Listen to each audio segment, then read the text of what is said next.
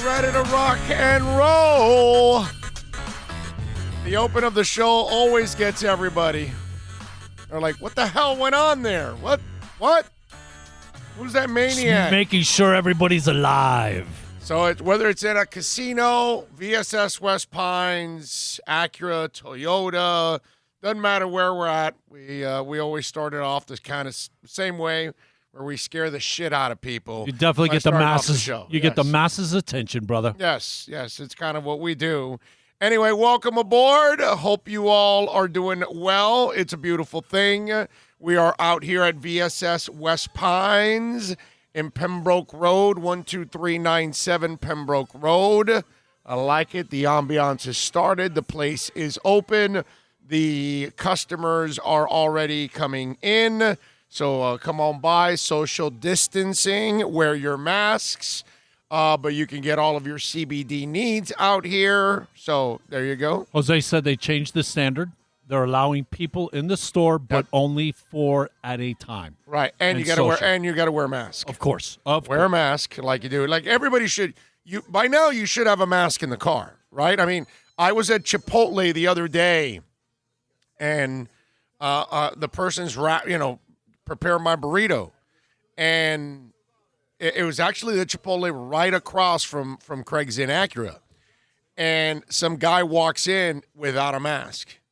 And right away, everybody behind the counter, sir, you got to have a mask on. And then he kind of turned around with a pissed off face. Look, at this point, you can't be pissed off about that. If you're going to be pissed off at anybody, be pissed off at yourself for being unprepared and you don't have the damn mask on.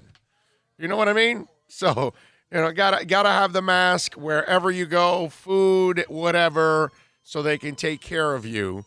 We are in the corner away from everybody, by the way, so, just in case. But you can say hi and all that good stuff. We can take a social distancing picture, something like that. So come on by to 12397 Pembroke Road, and we'll be out here for a couple of hours having some fun, talking all kinds of things. By the way, I do got to mention, now that I'm looking at something here, I'm going, man, I think I forgot something I did. Anyway, so, yeah, I knew I did. So one of the things that I wanted to mention, I did not mention yesterday that I was remiss that I did not mention it, but I wanted to thank yesterday all the great people that were chiming in on the Super Chat, because we've got the Super Chat going. And I normally give love at the end of the show on a rundown. So Mike Roch, Man of 1,005 Holds, Yuri Nature, Jose Banos, Robert Hidalgo, Myron Sanchez, Julius 305. I thank you all yesterday, Bill and myself. I appreciate all of you chiming in on the Super Chat, because yesterday I got off the air and I go, man, I feel like I forgot something. And I forgot to give a little extra love to the folks that chimed in on the Super Chat yesterday. So I appreciate all of you out there, as always, supporting us however it is you support us. Big O, volume is low apparently. All right, you guys tell me, is it better now? Let's see if we can. Let's before we start talking, let's make sure we got the damn volume corrected here. So it's going right. Volume is low again. We got it all. Let's see what up. We got Mace on there. We got Bromar. We got Man of 1,005 Holds. Leticia is also reminding us. Tell us, Flipper13 says better. Augustine Majori says better. Better but not great. So I guess better is not good enough. All right, so let's better it however you can. All right. Dennis Aker says better. Ty from the Bronx is chiming in. Alex Diaz says volume O. David Wooten says better. Sounds like someone is chatting in the background. Well, there could be people chatting in the background. There could be music. There could be all kinds of stuff, but it should be fine. You should be able to hear me no matter what kind of background. Everybody's saying all good now. Okay, good. All right, excellent. Well, you know what? Now that it's all good, again, I want to thank the people yesterday on the Super Chat. Thank you very much. Mike Roch, Man of 1,005 Holds, Yuri Nater, Jose Banos, Robert Hidalgo, Myron Sanchez, Julius 305. Thank you all yesterday for chiming in and helping us out and helping us grow in a big time way. We are already, just so you'll know, we're already working on Cleveland and the draft. Okay? So we're working on that. We're going to have a place to ourselves again where Dolphin fans can come together for the broadcast, get a Dolphin broadcast, and all that stuff. And it won't be by myself because, like Tom from Dolphins Talk was going to join me also. There are going to be several guys that were going to join us. We're going to have guests over in Vegas. Hell, man, there was a good chance we're going to have a rock star come by and join us in Vegas. You know what I mean? It was we had something special kind of set up in Vegas. So just so you know, we just finished with the draft, but we're already going to work on the draft for next year in Cleveland.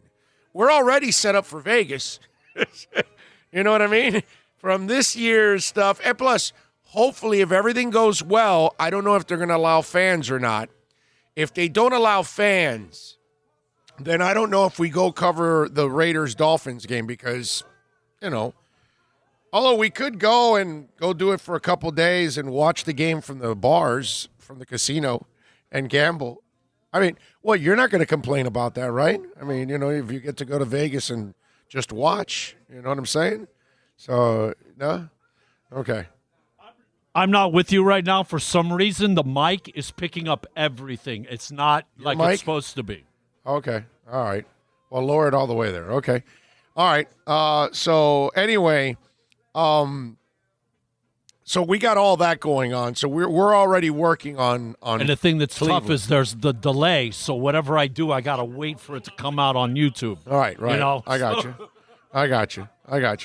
So we're already working on the draft for next year. I mean, that's what we want this show to be. You know what I mean? We're going to grow to be able to cover all of the events that you need in South Florida sports. Football, basketball, you name it.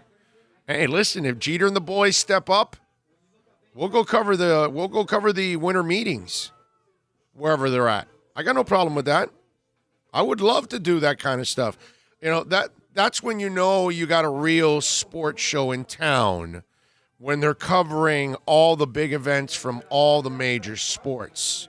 And cheap-ass Intercom isn't going to do that. So that's why we're going to build this baby up. So thank you all for the support. I just want you to know it's working, all right? Let's see. What else do we got going on? Sounds crowded, no social distancing. No, there's only like 6 people in the place. So no, it's not. Me and Bill, and then there's 4 other people. And that's it. So maybe it's the mics that make it sound a little louder than what it is. Big O mic volume a little low. Okay, and Bill's mic is way loud. Okay. All right. Why aren't the Marx Brothers in the Hall of Fame? Lester, brother, I can't answer that because the twisted part is Lynn Swan's numbers aren't better than the Marx Brothers. Now he was in those Super Bowl games and big catches, big moments, and team that won multiple championships, 4 of them. So, and not that he doesn't belong there, by the way. I'm not even saying anything like that. He was on a team that had a lot of talent, so he didn't put up a ton of numbers. Doesn't mean, again, that's why you can't fall in love with stats, because stats don't tell you the whole story. Lynn Swan is Hall of Fame. But it's funny that the Marx Brothers didn't win a championship, and then they had the off-the-field issues. And it's almost like those slip-ups cost them the Hall of Fame. I mean, you want me to be honest? If they don't have the cocaine issues, they're in the Hall of Fame. I mean, that's kind of the way I feel about it with those guys. They probably feel the same way. NorCal saying Rock and Roll Hall of Fame in Cleveland, yes. in NorCal, the funny part is I've been to Cleveland a couple of times. I went for Marino's induction into the Hall. Now, we stayed, our cheap-ass station in those days got me a hotel in Akron, okay, which was, close to Canton. And so we didn't stay in Cleveland. We only went to Cleveland one night, okay? And you could probably ask Zach Krantz about the drive back from Cleveland, and he'll know about my driving prowess. But anyway, because Bill is well aware of it already. But anyway, so we only went one time to Cleveland, and it was at night. Didn't go to the Hall of Fame. Then I've been to Cleveland a couple of another time, which is the second time. But I went to Sandusky and to, it's Kings Point and Cedar Point. I think, is it Cedar is in Cedar Point? I think it's in Cedar Point, Ohio, and then the other one is in what is it? I just said Kingsbury, Sandsbury, whatever. So Sandusky, Ohio. So those are two places I went, and I didn't bother to go to the Rock and Roll Hall of Fame either time. How weird is that? For me, a guy like me, and I didn't go to the Rock and Roll Hall of Fame. So next year, when we go up to Cleveland for, several days, we will definitely go to the Hall of Fame. There's no doubt about that. I don't know when we'll go because we got to, obviously we got to check the concert schedule at that time and see what kind of concerts are going on around that Ohio area where it's always in driving distance to a bunch of places. So we'll see. But yeah, I got to go to the Rock and Roll Hall of Fame. Definitely go this time around. Oh, who is your favorite draft pick and one pick you're looking for to make a big impact this year? Well, Tua, buddy. I mean, you know what? That's a great question, Alex, because Tua probably won't make a big impact this year. So, let me look at the list here of guys. Well, I got to tell you something. You know what, Alex? We need Austin Jackson to make a big impact right away. We need him to take over the left tackle spot, settle in, and be the guy right away. So I'm going to go Austin Jackson only because the Austin Jackson move is important because it's going to help out Fitz, and it's also going to help out Tua whenever he takes over. And we'll get into the Tua news today, too, also on the program. Ah, yes, our first super chat of the day. Drubo chiming in on the super chat. Drubo, you, of course, you go to the front of the line when you send in the super chat. Can't wait to meet this awesome Fins Nation. Let's go, Fins rising. I love the snag of Render and wide receiver Kirk Merritt. Love Bill and O. Thank you. Thank you, Drubo. Appreciate you, man. Appreciate you. Thank you, sir. But I'll go with Austin Jackson only because the left tackle is so important. You know what I mean? And I don't expect Tua really to play a lot in a perfect world this year. You want him to mostly heal up, maybe play towards the back end of the season. So it won't allow him to make that big of an impact. It's probably 2021, the year that we're all expecting and hoping that Tua makes that big impact. So I'll go Austin Jackson. Because think about it, man, the left tackle, are you kidding me? If Austin Jackson can come in and take over that spot from here on out, that puts the Miami Dolphins in a really, really nice position, and you already forget about Laramie Tunsil. That's the important part about Austin Jackson. Okay, it's great that he takes over and he protects the blind side for Fitzpatrick. It won't be the blind side for Tua, but it'll be the blind side for Fitzpatrick, right? And that'll be great. Robert Hunt might be the guy actually, protecting the blind side for Tua next year. But the key, if Austin Jackson takes over at left tackle, okay, all of a sudden now the Tunsil trade becomes that much more delicious. You know why? You hit it already on one pick. Now you got 2 other picks that you got to work on to make it a bonus. That's why the Austin Jackson move is one that I really want them to succeed that way, because that is one of the most important positions out there in football, period. Let's see what we got here on the chat board. Drew Bow, thank you, sir. Appreciate you chiming in on the super chat. Milton Munoz says, I can literally hear your thoughts. Oh, okay. All right. DJ Gallagher says, it's probably twisted too. You can hear my thoughts. Completely unfair question. When do you target Tua to start? Year 2, if there's even a year this year. Well, DJ, look, I don't care what happens this year anyway for Tua. I care for the rest of the team. They got to get the experience. But I don't expect Tua to play till towards the end of the year anyway, because you got to settle the offensive line. He's got to be healthy, all of that. If there is no season and he's sitting out the whole year, I'm good. That's fantastic, man. You know, I got no problem with any of that. I want Tua to be healthy. You know what I mean? He has enough of an injury history as it is. Let's not hurry this. Okay, we've been without a quarterback since 13 retired. If we have to wait out the rest of this year for him to get healthy, I'm good with that. If I got to wait till 2021 to see Tua, then hey, so be it, man. I want a healthy Tua, and I want a chance to replace Marino finally. Okay? We haven't had that opportunity. Nobody that takes over is like, okay, makes us feel good. You can forget about Greasy when you got Marino. But we can't forget about Marino or Greasy because we haven't gotten that next guy. Not that we forget about them literally, like, oh, they're out of our... You know what I mean? Like, we can finally move on and feel good instead of always saying, God, I wish we had Marino. God, I wish we can go back to Greasy. I'm kind of tired of that, aren't you? You know what I mean? I'm kind of tired of living in the past. And so that's the important part, is moving forward.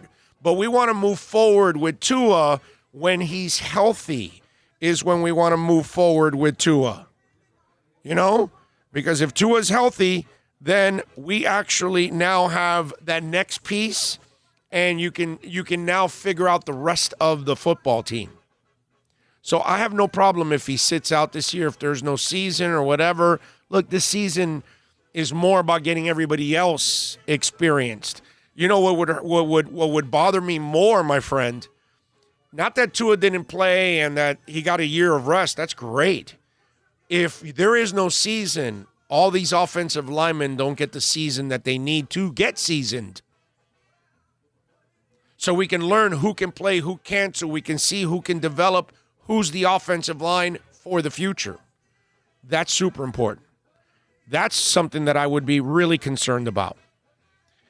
DraftKings, FanDuel, GPP, Dolphins went from no quarterback to what quarterback do we start? I love what Flores has done and brought in competition everywhere. Fins up, winning Super Bowl. Love it. So the Boston Globe is reporting that the first leak of the day has the Dolphins and Patriots week 1. Good. Let's kick their ass starting off in week 1. Augustine Majori says Rosen going to wake up this year and mark it down. Flipper 13 could limit training camp and practice amounts, which is critical for Fins with all these new guys with free agents and rookies. Amen to that, man. We got another super chat. Gus 1388. Thank you, baby. Appreciate you. Chiming in on the super chat. And Gus 1388 says, losing Shula was difficult. Without Shula, there is no Dolphins. Many of us took it for granted what he brought, not knowing what was ahead for the franchise. Never again. Thank you, for celebrating the coach. Thank you, Gus, for helping us out here and chiming in on the super chat and giving us a little love here. We appreciate that, man. And listen, we had to celebrate the coach. And we still haven't done enough. And yesterday when I was talking with Tom Garfinkel about the coach and the celebrations and all of that, and it's expected that he is not ready for that. But clearly the COVID pandemic has caused a problem now. I read in Barry Jackson's article that right now it looks like they're planning for a private ceremony, which is all you can do. You can't open it up to the public. It would be pandemonium. And people would be coming from all over the world to pay their respects to Don Shula because that's who he is. You know what I mean? And we got to get to the point where we celebrate it at the stadium. And like I told you, I wouldn't be surprised if there's a little bit of a remembrance at the stadium this year, but then they got to hold off till next off season or next season to pack the stadium in and do a proper Don Shula celebration. Okay? But I did give him the idea of the Dolphin practice facility. If you guys want to hear that interview, if you missed the one with Tom Garfinkel yesterday, we also talked about the changing the logo too. So all of that is there. DJ Gallagher says, amazing analysis. Best sports analysis in South Florida. Eres un bárbaro. Thank you for keeping it real. Appreciate you, DJ Gallagher. Thank you, sir. Premier Reviewer says, microphone is not on, Big O. What microphone are you talking about? Like my microphone? Like you're not hearing me? What are you talking about? I don't know yet. Let Premier Reviewer just sent that in. What microphone are you talking about? Are you talking about like the Mevo? Are you talking about this microphone? What are you talking about? Because Premier Reviewer is pretty good. He's a technically sound guy. He has given us a ton of really good advice since we started this thing. Off topic from Man of 1,005 Holds, is Frank Gore a Hall of Famer? Oh, yeah. I put Frank Gore in the Hall of Fame. No doubt. I was joking around yesterday because the Jets signed Frank Gore, right? And they signed him to a one-year contract, so he's back for, whatever it is, season number 32, I think this is, or something for Frank. I think he's somewhere I think he's like 57 years old or something like that. And so look, I know Adam Gase, okay? I know Adam Gase really well. I saw Adam Gase start Arian Foster over Jay Ajayi. I saw him start Damian Williams over Kenyon Drake. And then I saw him start Frank Gore over Kenyon Drake. So he never picks the right running back. So my question is, who will be the leading rusher next year for the Jets? Will it be Frank Gore or Le'Veon Bell? I mean, Gase came out and said, well, we got to, watch out with his workload. And it's like, dude, you didn't even use him enough last year. What do you mean workload? You didn't even want him, you dumbass. You want to get rid of Le'Veon Bell. If I'm Adam Gase, you know how you get rid of Le'Veon Bell? You give him 4 billion carries. Nobody mishandles the running game more than Adam Gase. So, yeah, Gore is no doubt a Hall of Famer, but the funny part is I wouldn't be surprised if Frank Gore ends up being the leading rusher for the New York Jets, man. All righty, let's rock and roll. I don't know. You guys will tell me if the technical snafus are done. If you're hearing it nice and clean, like it was supposed to, we'll see. But hopefully we'll get it back going here on the program. Welcome back to the show. As always, we're coming to you live from VSS West Pines, 12397 Pembroke Road. Come on by and say hi. Remember, you can order online. You can call in 954-613-3367. They've got curbside pickup and all. You tell me what's going on. Let's see. Antonio says much better. Flipper says, Big O, do you think the NFL finds a way to have a season? Yes, they will. They're as capitalist as they get, my brother. The NFL will definitely find a way to try to get back on the field. Now, will it be with you guys in the stands? That probably will not be the case, at least this year. It probably won't be the responsible thing to do. I was thinking about this when you asked me about the limited fans, right, in the stands, and or how about this for concerts? I saw an article where they've got some plans for a concert, and I was thinking about this.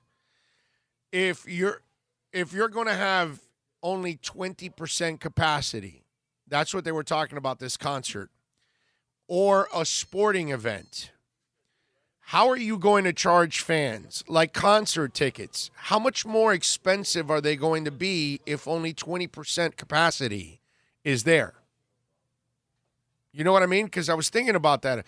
If it's a normal concert that you pay $50, $75 for, $100 for, let's say, okay, normally that's what their price would be. If they can only allow 20% in of that facility, then you tell me. That becomes a real problem. Are they going to charge even more for those 20% that are coming in? Now, I'm just saying, and if you do it in sports, I don't see season ticket prices and all of that were already set. So I don't know if you can, on the concert side, you might be able to gouge people a little bit more. Because concerts that fluctuates, man. You go see The Alarm or you go see U2, you're going to pay two different prices, right? You go see Beyonce and, I don't know, pick somebody small. Trying to think of somebody, really tiny compared to Beyonce, which would be most people, but you know what I mean. You're going to pay a lot less to go see that person than you are Beyonce.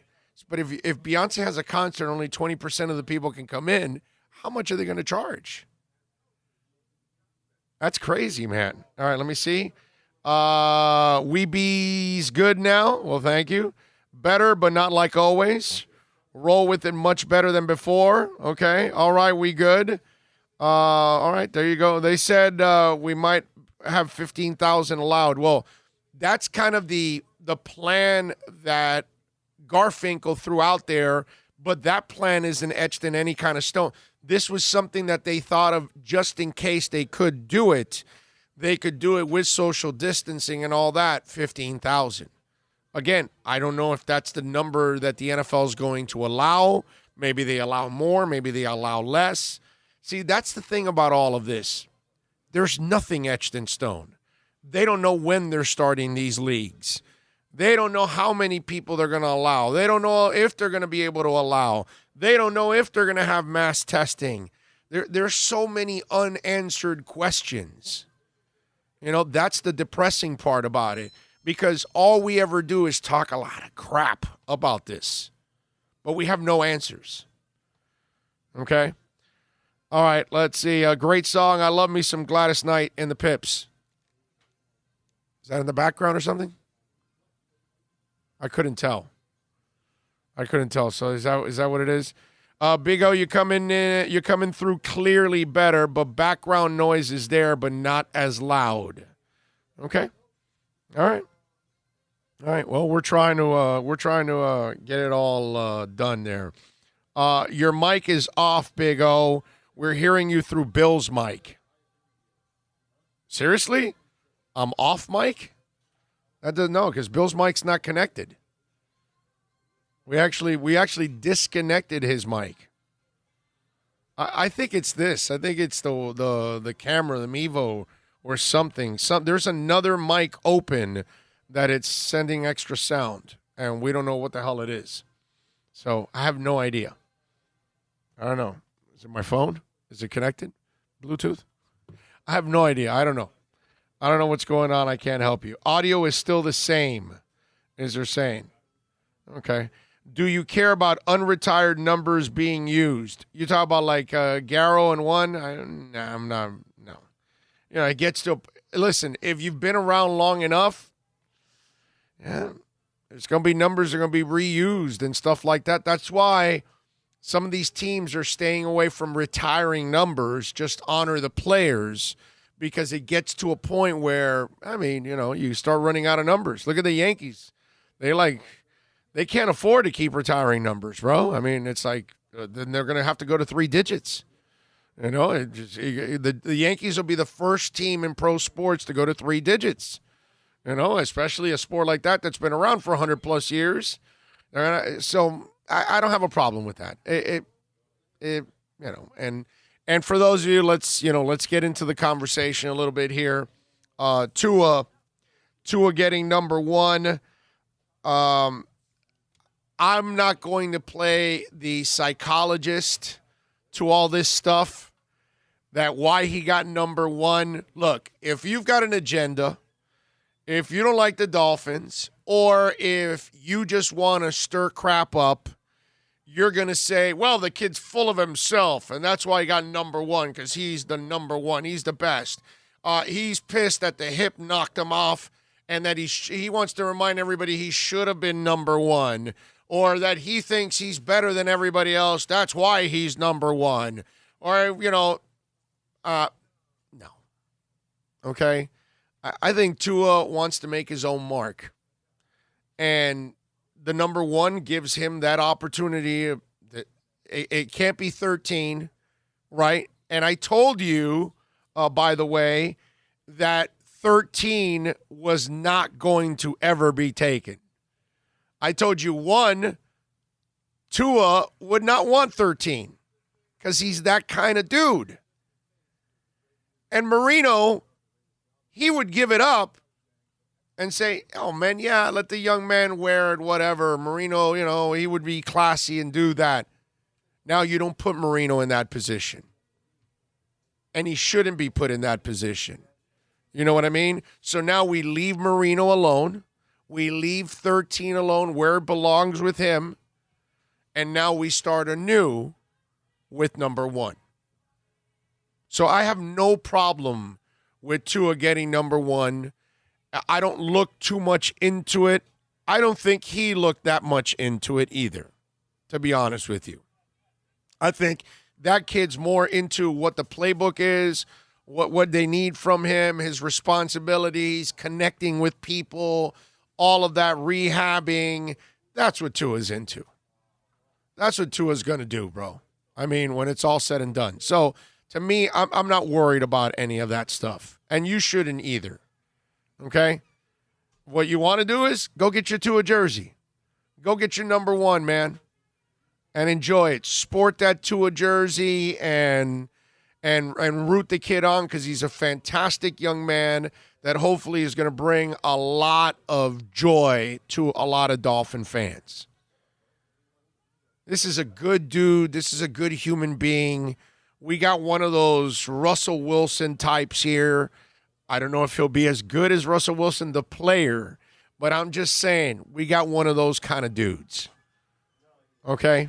That Tim Tebow type, that's what this guy is. He's just one of those kind of guys. And so for him, does he have an ego? Yeah, I'm sure he does, like a lot of us. But I think what he does have is a ton of confidence in himself.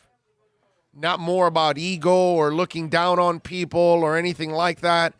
I think this is a kid that really cares about the sport, cares about his teammates, cares about winning, cares about legacy, cares about his impact, I think he consciously thinks about everything.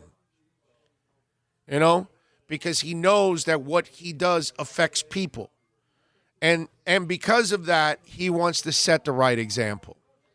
So I'm not going to look into this whole thing about number 1 and psychologically break it down and try to make this kid something that he isn't. He picked 1. He's styling it. You move on.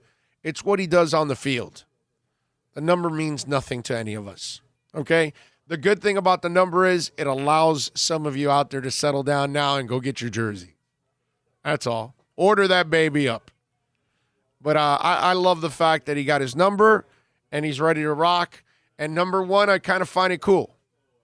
because he is the one, man. He's the one that we're counting on to turn it around. He's the chosen one at number 5. He's the guy we're hoping that is the next Bob Greasy, Dan Marino. And what I mean by that is we haven't had a franchise quarterback since those guys. So we're hoping that he's the next franchise guy. And both of our other franchise guys had double digits, right? 12 and 13. Well, this guy wants to go single. It'll be pretty cool if he does it. I can see that number 1 all over the place.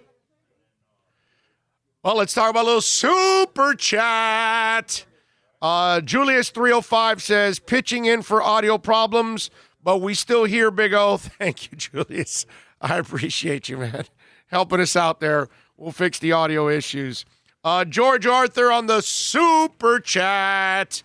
I don't care if you're having mic problems or troubleshooting. I'm still going to follow this show.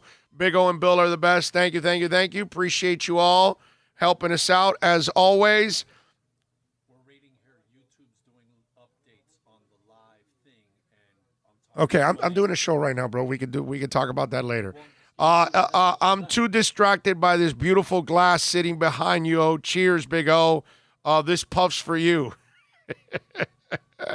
Enjoy it. Tom A says, not a fan of any QB wearing number 1, like either 5 or 10 for him. Old fan, so the number makes me think of the man that I can't spell his name. No disrespect and no rip to the kicker. I got you on Garo, your premium.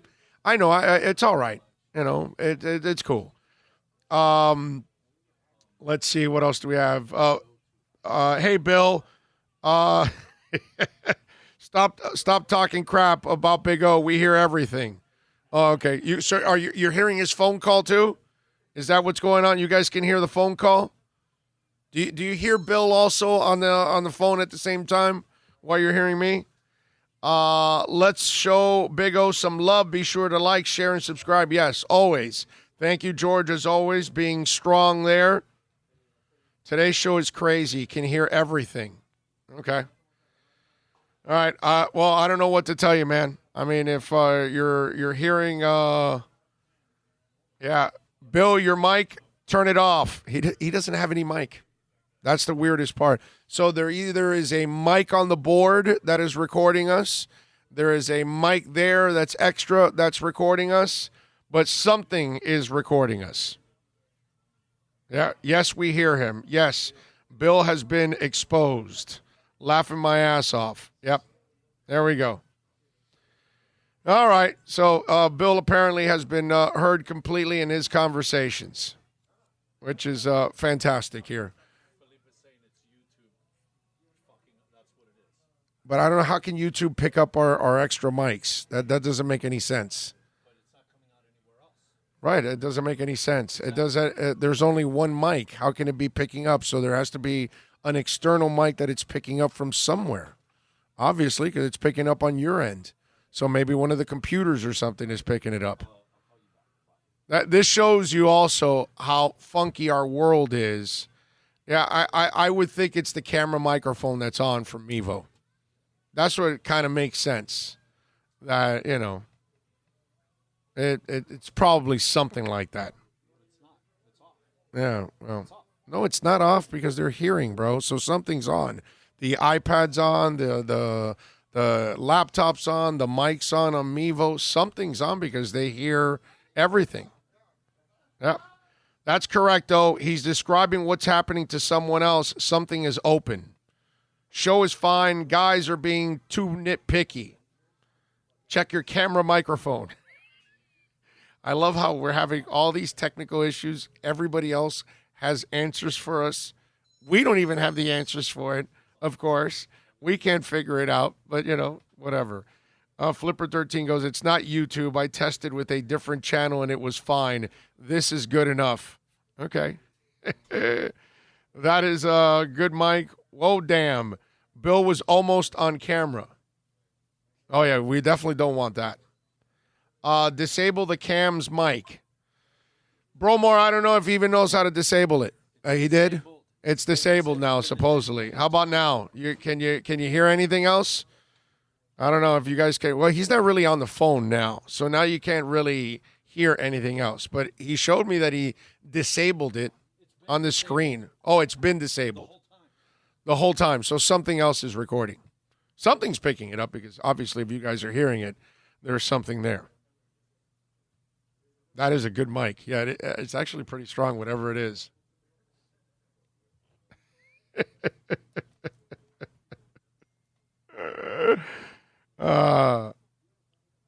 Yeah, no doubt. Yeah.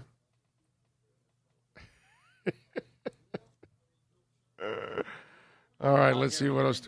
Huh? I am. I can hear myself. I'm talking about the way it's coming out on YouTube. You're not hearing it here. No. I have no. I can't. Well, I would never hear that out there. I would only hear myself. I could never hear anything else.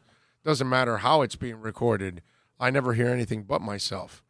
Whatever mic is using, give it to Big O. Well, I mean, I am using my mic. You know what I'm saying? So it's just like, this is the only mic connect. It has to be something, one of the computers or the Mevo mic has to be recording. It has to be something like that. That's what's going on there. There's no doubt in my mind that it's something along those lines that's kind of screwing everything up. All right, 786-322-1105 if you want to get in on the accidentlawfirm.com text line.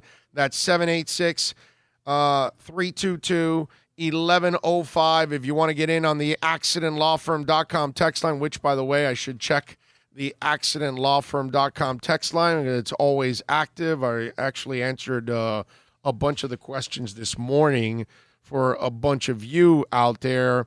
Yeah, I think it's the most fitting way to honor him would be the Dolphins still be in Miami, let alone have any kind of storied history without him. The answers are maybe not and no, the team. I bet you couldn't get an exemption to any uniform change, rules pushback from the league if the move was to honor Coach Shula.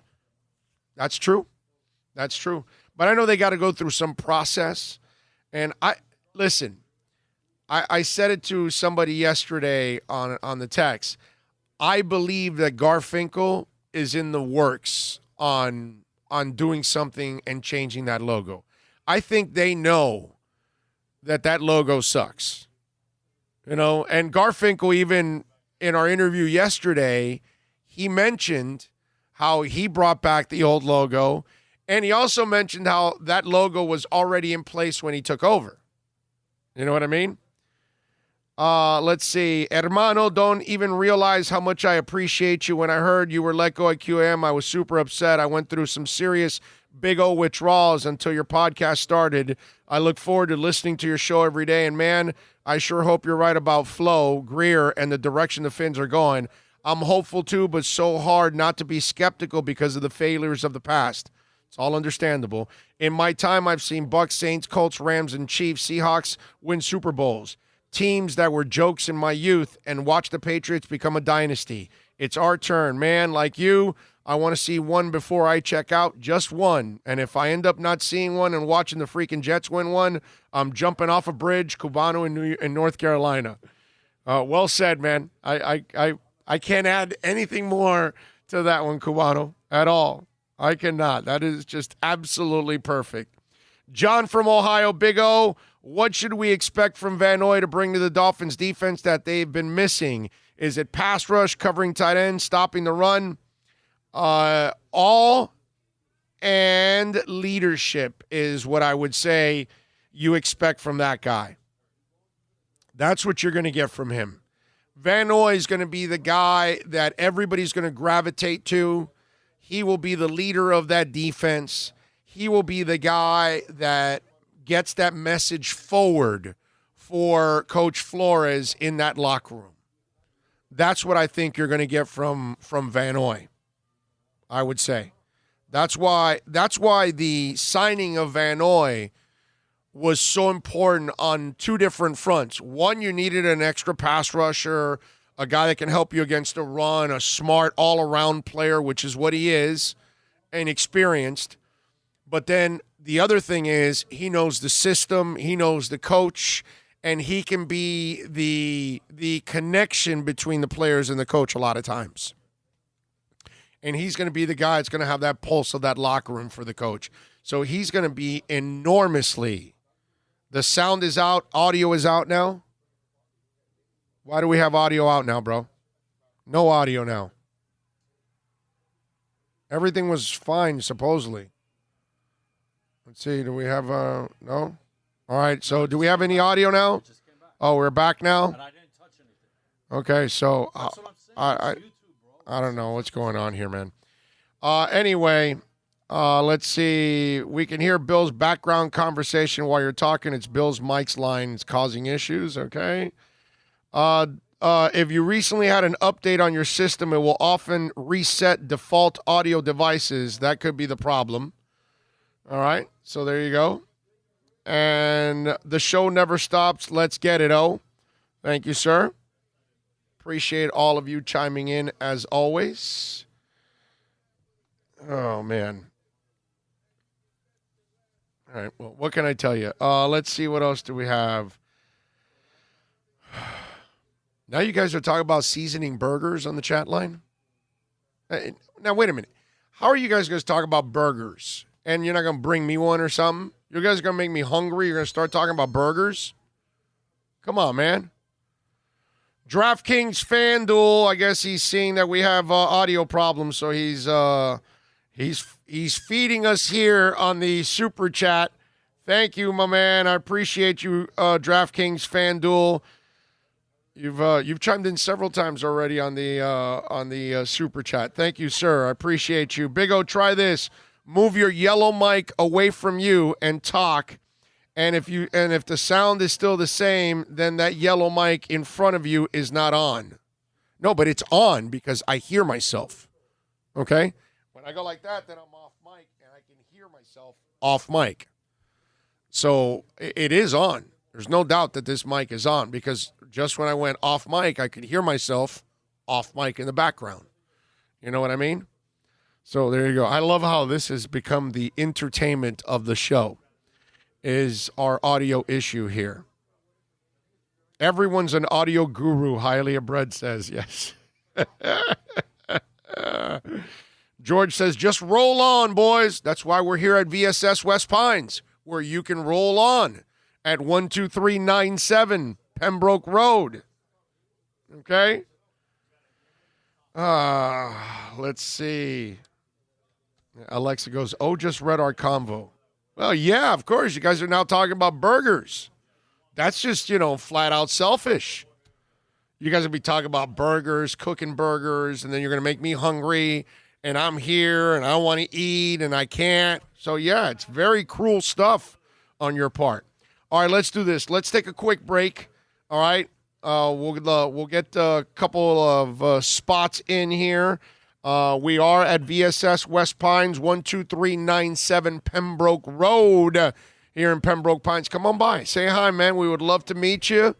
If you do, come on by. You can actually come in now.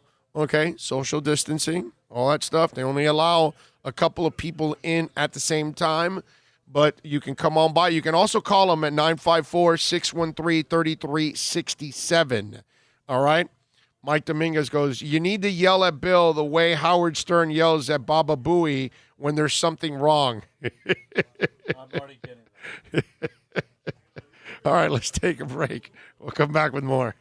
It's a buyer's market at Toyota of Hollywood. Over 1,500 Toyotas on the ground, and truckloads just keep on coming. Now pay up to 50% less. 2020 Camry, not $29,000, $17,775. 2020 Corolla, not $22,000, $13,775. Buy a new 2020 Toyota with 0 down and 0% financing, or we'll make your payments till 2021. At Toyota of Hollywood, the #1 volume Toyota dealer on 441 between Hollywood Boulevard and Sheridan Street.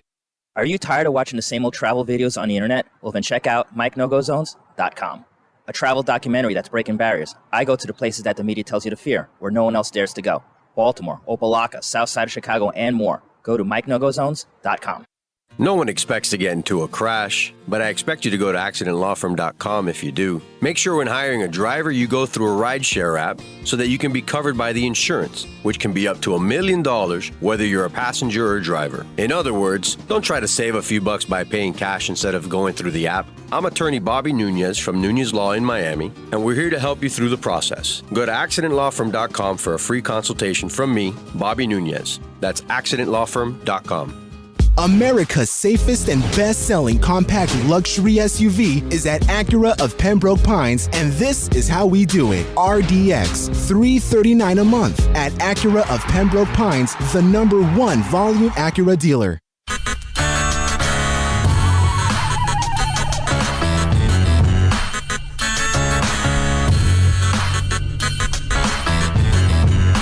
This is the Big O Show.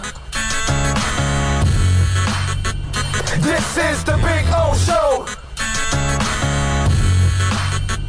This is the Big O Show.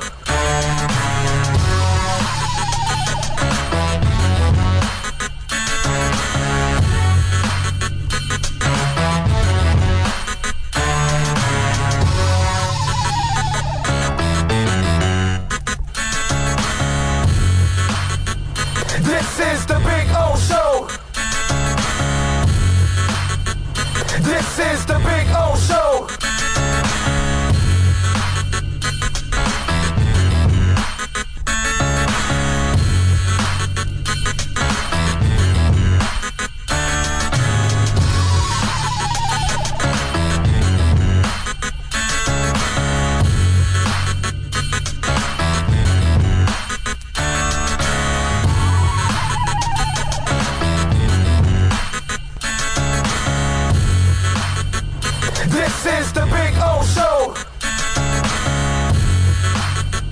This is the Big O Show. This is the Big O Show. This is the Big O Show.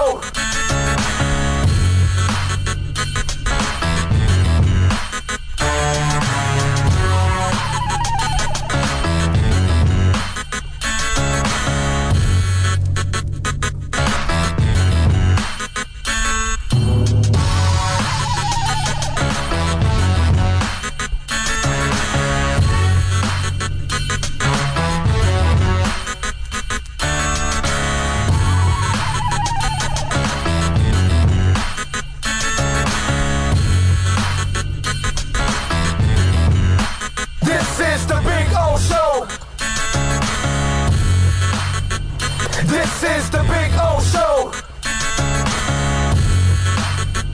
This is the Big O Show. This is the Big O Show.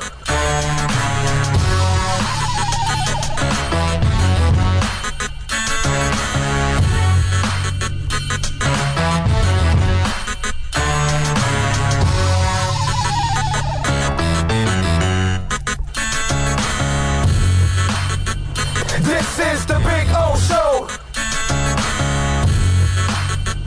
This is the Big O Show. All righty.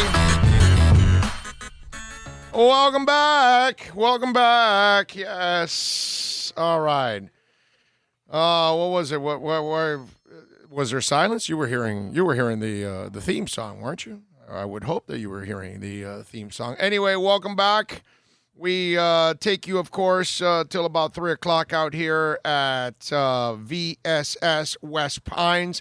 We'll be out here the next 3 Wednesdays. So today, next Wednesday, and the following Wednesday, we'll be out here at VSS West Pines. So just in case, if you can't come out here today, we'll be out here again next Wednesday. Tomorrow we'll be at Toyota of Hollywood, 1841 North State Road 7. So come on by and check us out there. And then on Friday, we'll be at Craig Zinn Acura of Pembroke Pines. So there you go. Drewbo says, remember these days when O gets picked up and has some more folks helping him out? I'm an audio guy back in the days. Still do it for fun. All right. Well, Drewbo, come on down and help us. Muted, no audio again, no audio, mute. Why, enjoy the silence, why are we mute now? How about let's not mess with it while we're on the air? And if it was working, let's just let it go. Can't hear you now? Okay, so now we're off. What do you got going on, dude? I don't know. Okay, well, I mean, can you guys hearing us now? No sound. Okay, we got no sound.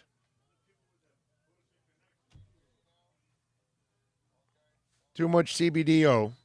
Okay. All right. Oh, you're back? Okay, it's back now. It's back.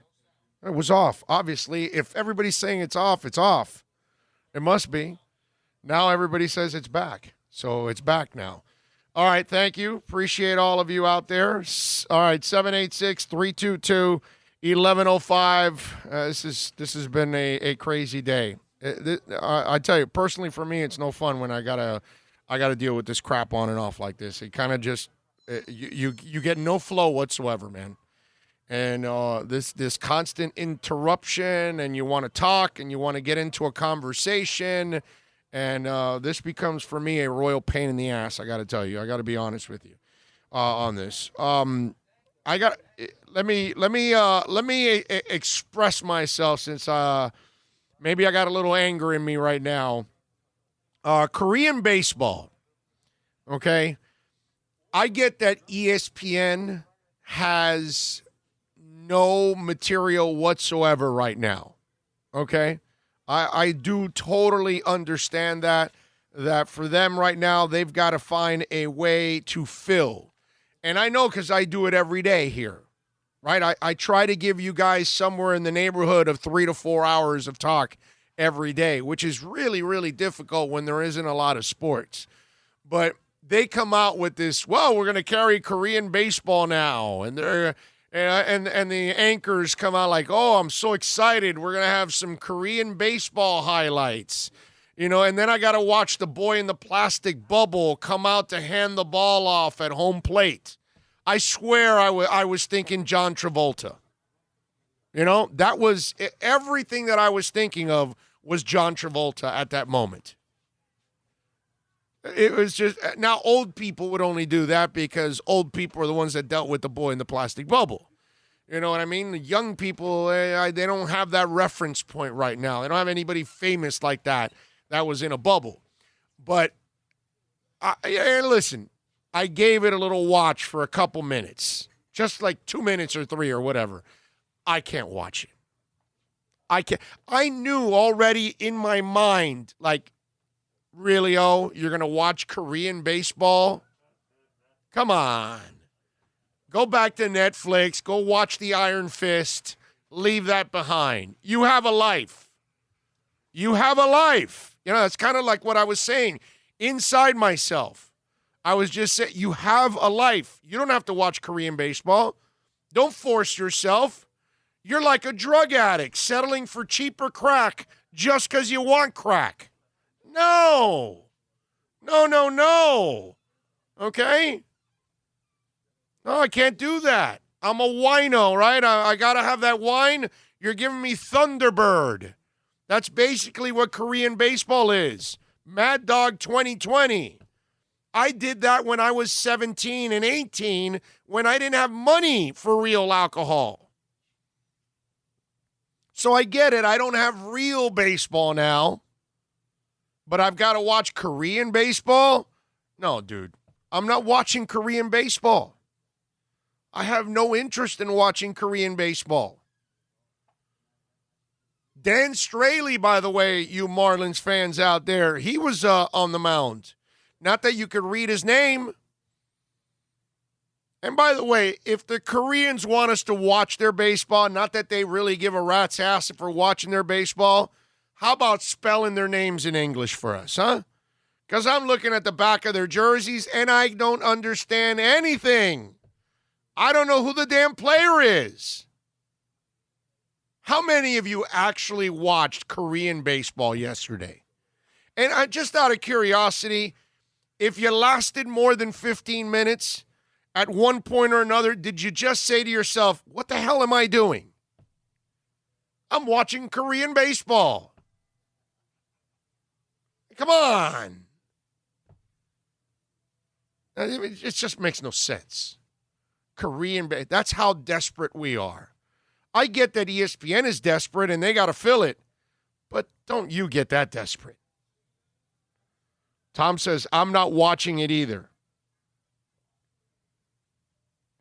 Barry Chow says, heard some YouTubers troll Carol Baskin. I don't know. You guys are in another conversation again. Someone is laughing in the background. Scary. Yeah, there was. Yeah, I did hear a laugh too. Let's see. What else? Alexa says, laughing my ass off. Oh, got bored real quick. Yes. There's no doubt I got bored real quick with that. And you did too. I don't blame you, Alexa. I mean, seriously, if you're watching Korean baseball, you have to be a loser. Seriously. I'd rather you go watch Classic and go watch whatever, Kirk Gibson hit his home run and fist pump or whatever as he's turning the bases. Go watch a classic baseball game. Go on YouTube and watch an old Marlins game or something. Big O went to broadcasting school, graduate from Miami Media School, is YouTube Bill, but could sounds board Bill. What? Antonio, you got to, send me a coherent sentence so I can read. Your audio is seemingly coming from the camera, not your mic. Okay. All right. Well, maybe it is. I don't know. All right. YouTube, no, like Super Chat. No, YouTube and Super Chat are two different things. So Super Chat is part of our regular chat. I don't know if that's what you're asking. Drewbo is asking about Korean barbecue. Now that, Korean barbecue is good. Korean baseball sucks. Okay? They do have good barbecue. I'm with you there. But forget it. You're not making me watch Korean baseball. I saw that and it was like, okay, you got to be as desperate. Can you imagine the loser that scored the game? Not a Korean dude, because of course I expect some people in Korea to really care about their league and they scored and all that maybe.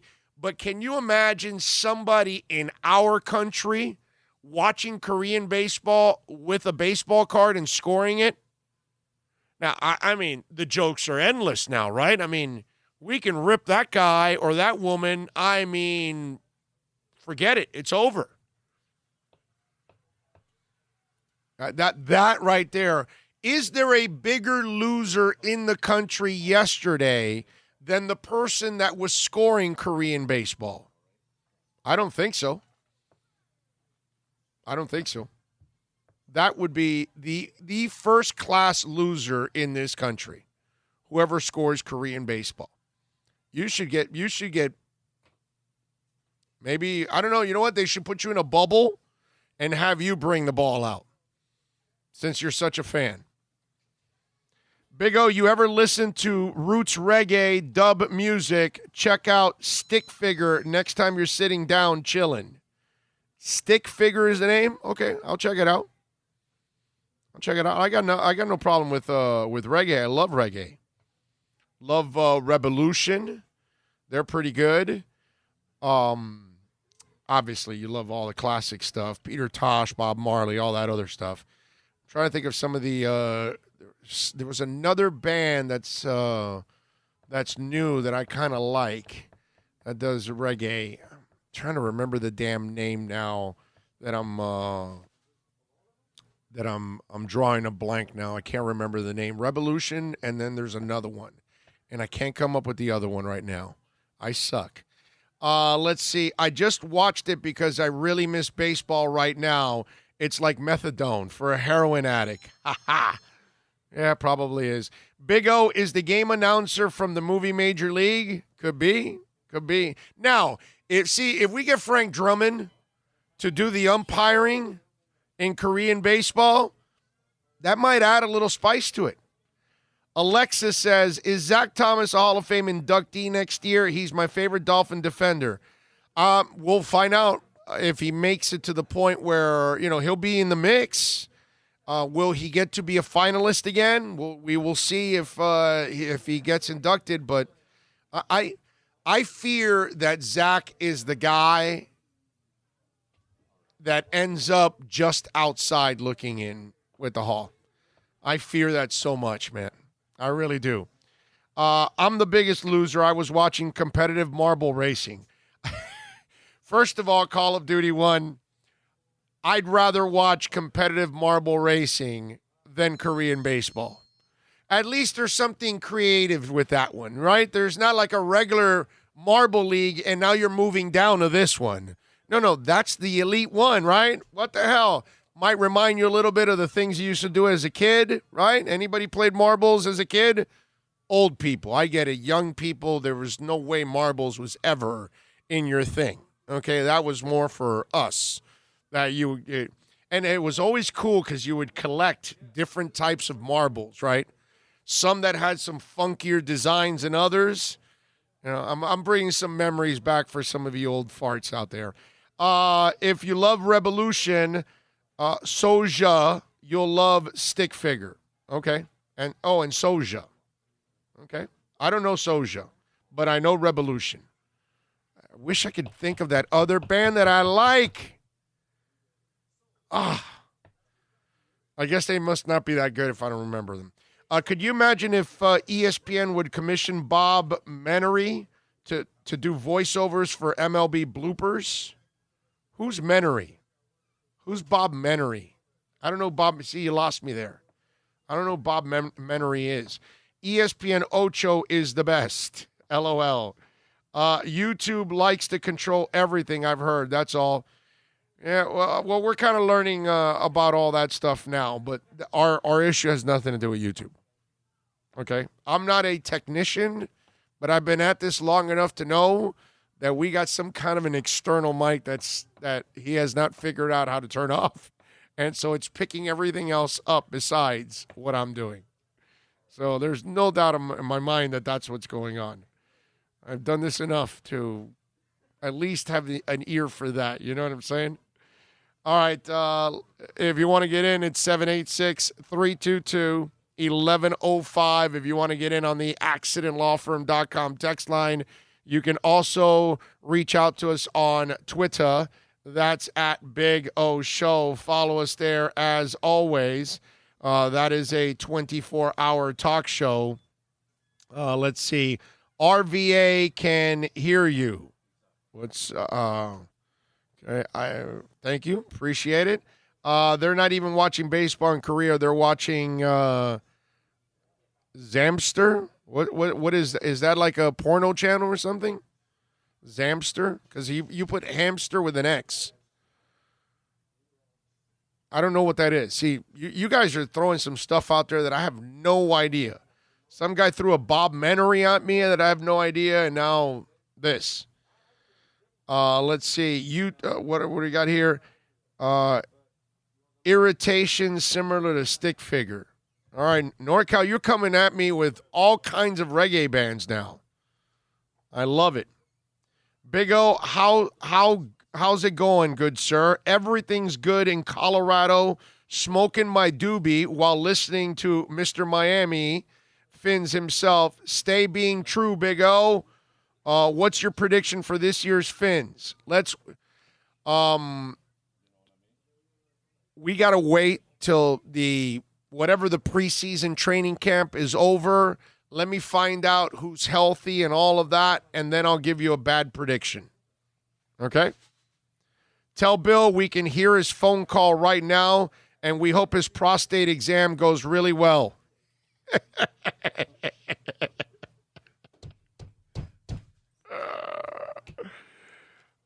Yes. And during that prostate exam, he'll sing Moon River. That's what he'll do. Okay? I guarantee you. All right? The pen banging comes through loud and clear. Bill is way loud. Even his phone call comes through Turn your Bluetooth off. The commercials play very quietly. I love how today has been a freaking soap opera with our sound. Like everybody, like the show's going on, right? I'm doing my talking. I'm just, yammering on here at VSS West Pines. And then, throughout the time, everybody starts to hear like some of the stuff that goes on in the background. Hey, somebody walked by and farted. Hey, Bill's got a prostate exam. Hey, there's music in the background. Hey, so it's, I love how you guys are giving me a play-by-play on everything going on. That is so beautiful. Drubo says, you love Ziggy, Ziggy Marley or Ziggy my dog? Which one? But I love both. Ziggy Marley does a nice job. Ziggy, my Yorkie, just an absolute angel. No doubt. Okay?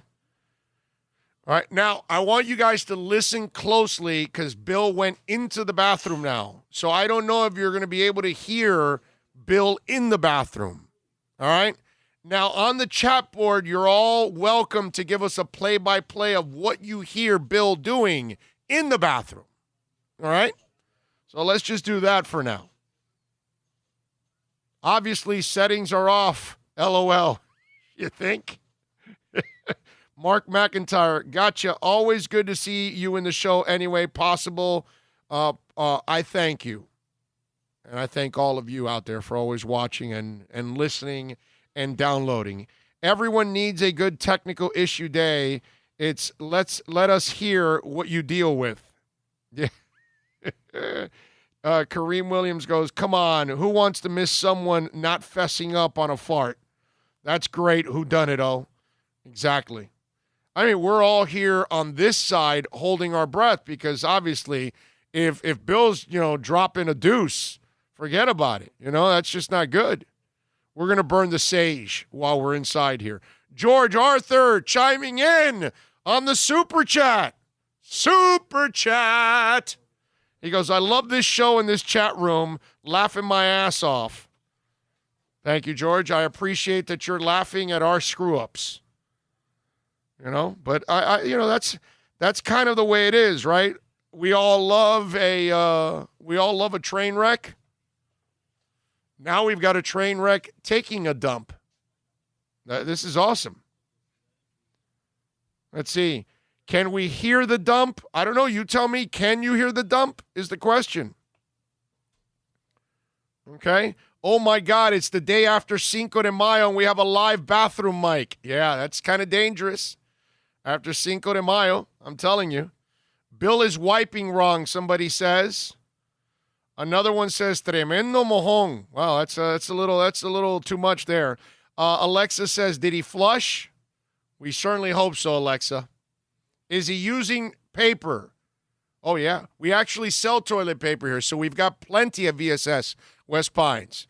We got paper towels. We got toilet paper. We've got hand sanitizer for you. All of that. We got it for you. I just heard a fart, the Red Angry Cuban said. Me too. I heard one too. Bill stank up the bathroom. Oh, yeah. Nobody can go in that bathroom for the next week. Bill is currently complaining about rectal prolapse and wondering where his preparation H is. Mike Dominguez wants to remind Bill that if you shake it more than twice, you're playing with it. Tom A says, can't remember, but something off the conversation. Are you a hockey guy? Yeah, I do. I like hockey. I got no problem with that. That's if you're talking to me. Front to back, not back to front, Bill. Bratchill says, I saw a leak about the Dolphins' schedule. Did you throw that leak because Bill is in the bathroom? Dolphins' schedule that showed them playing their first 4 games versus the NFC in week 1 at San Francisco. Wow. I don't know what's true. I don't know what's not. I'll tell you this. Because they're going to have, what's it called? They're going to have an NFL schedule show, right? For 3 hours. I mean, come on. You need to have a 3-hour show to give out the NFL schedule? Really? Is that what we're going to do? 3 hours for an NFL schedule? No, hold on. Are you, come on. What kind of crazy stuff is that, man? I don't know what's worse, watching Korean baseball or watching a 3-hour broadcast about the NFL schedule. By the way, an NFL schedule that probably will be altered. So some of those dates will not be accurate. They're going to have to reschedule some. They may cut some down. I have no idea. You know what it is to sit there and watch a 3-hour schedule show? Come on, man. I'll just wait for the recap and tell me where my Dolphins are playing and what's the schedule. And then I'll see if I can make some plans to go out on the road. Okay? We'll try. But, I mean, give me a break. I'm going to watch a 3-hour That's ESPN and the NFL going, we have no programming. How can we milk this? And what are you doing? You're going to go to a different reporter that's stuck in their homes to talk about the schedule. They can't be even at the facility. They can't be at the stadium. None of that. They're at home with their little cam, and it's filming them with their, bogus backgrounds or whatever they have.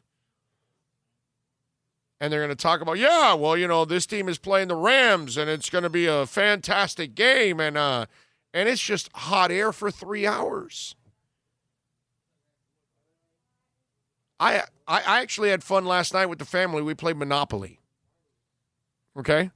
I'd rather do things like that. Seriously.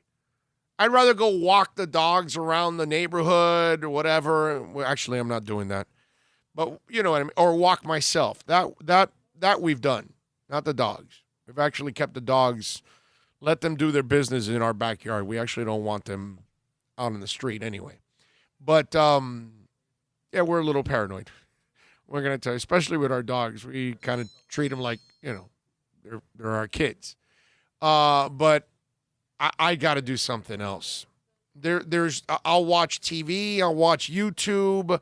I'll watch anything. There is no way I am sitting there watching a schedule for 3 hours.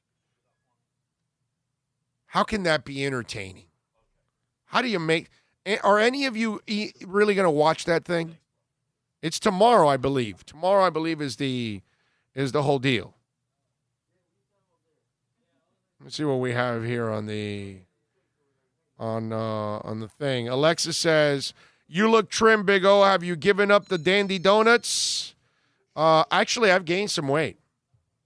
I have. I've gained like about 12 pounds during this whole COVID trapped in my house thing.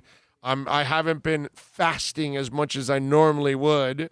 So I've got to actually get back to fasting a little bit here and get back. But, I lost enough weight. I lost a little over 50 pounds that, gaining a little weight is not the end of the world. I'll lose it again. But, yeah, it's mostly about fasting, nothing else, nothing special.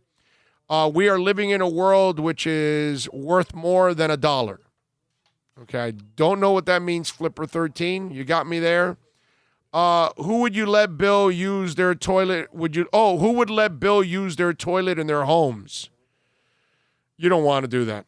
You don't want to do that. We built a special bathroom in our house outside so Bill can go outside and use it every once in a while. Red Angry Cuban says, "I saw a leak at first four of the first on the road, and the 4 last are on the road, with all the home games in the middle, which seem odd." Who knows, man? I mean, remember, most of these stories are false, right? Dalton going definitely to the Patriots. No, Dalton's going to the Jags. No, he signs with the Cowboys. The Dolphins are tanking. Everybody wants off. All of that. Everybody wants off the team. Everybody wants to get traded. Yeah, they were really accurate, all that. So be careful. Remember, Bill, if you shake it more than twice, can you imagine someone having to have that talk with themselves? 1, 2, 3, almost played with it. There you go. 3 hours of an NFL schedule release is because there's nothing else to watch. Amen to that. Amen to that. Stop talking about Bill's bathroom problems. I prefer you go back and talk about Korean baseball. Rosendo Marco is not happy about me talking about Bill and his bathroom visits. Thanks. All right, let's take a quick break. Please. We'll come back with more play-by-play from Bill in the bathroom right here on The Big O Show. It's a buyer's market at Toyota of Hollywood. Over 1,500 Toyotas on the ground, and truckloads just keep on coming. Now pay up to 50% less. 2020 Camry, not $29,000, $17,775. 2020 Corolla, not $22,000, $13,775. Buy a new 2020 Toyota with 0 down and 0% financing, or we'll make your payments till 2021 at Toyota of Hollywood, the #1 volume Toyota dealer on 441 between Hollywood Boulevard and Sheridan Street. Are you tired of watching the same old travel videos on the internet? Well, then check out MikeNoGoZones.com, a travel documentary that's breaking barriers. I go to the places that the media tells you to fear, where no one else dares to go. Baltimore, Opelika, South Side of Chicago, and more. Go to MikeNoGoZones.com. No one expects to get into a crash, but I expect you to go to accidentlawfirm.com if you do. Make sure when hiring a driver, you go through a rideshare app so that you can be covered by the insurance, which can be up to $1 million whether you're a passenger or a driver. In other words, don't try to save a few bucks by paying cash instead of going through the app. I'm attorney Bobby Nunez from Nunez Law in Miami, and we're here to help you through the process. Go to accidentlawfirm.com for a free consultation from me, Bobby Nunez. That's accidentlawfirm.com. America's safest and best-selling compact luxury SUV is at Acura of Pembroke Pines, and this is how we do it. RDX, $339 a month at Acura of Pembroke Pines, the #1 volume Acura dealer.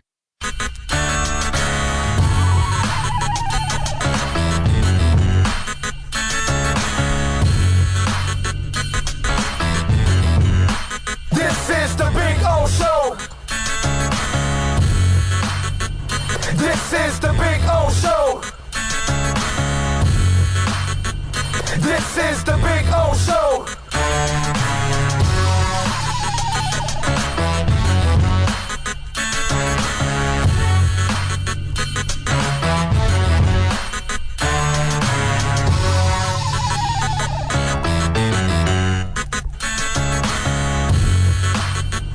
This is the Big O Show. This is the Big O Show. This is the Big O Show.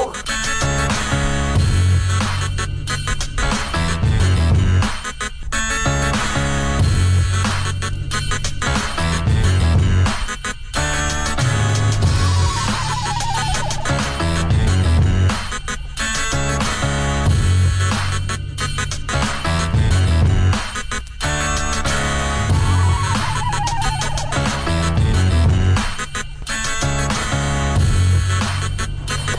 is the Big O Show.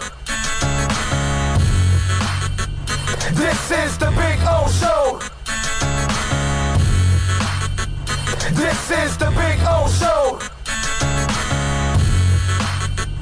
This is the Big O Show.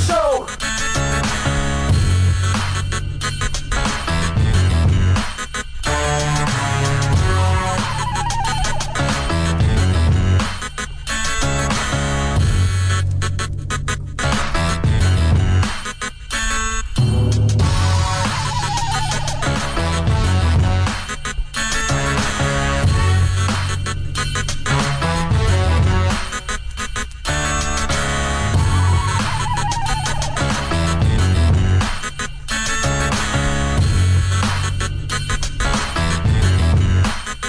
the Big O Show. This is the Big O Show. This is the Big O Show.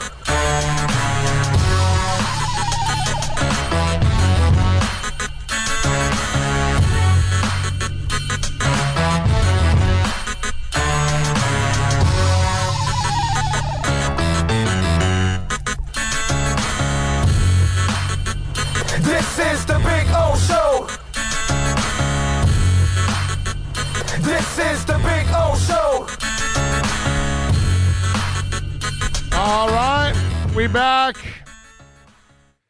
Oh, man. All right. Anyway, we take you till about 3 here. If you guys want to get in on the accidentlawfirm.com text line, this is the External Mic Show. Yeah, that's probably what it is. I'm pretty sure it's what it is. 786-322-1105. That's 786-322-1105 if you want to get in on the program. And again, sorry about all the technical snafus and the fact that we can't figure out what the hell the damn problem is. Anyway, so DJ Gallagher says, Billy, check the PC's iPads. You know, everybody says it all. Bromar Smelly says, you fixed it. Alexa V says, I think it's the camera. Andres Negro says, same. Guys, we still heard you while you were changing the mic.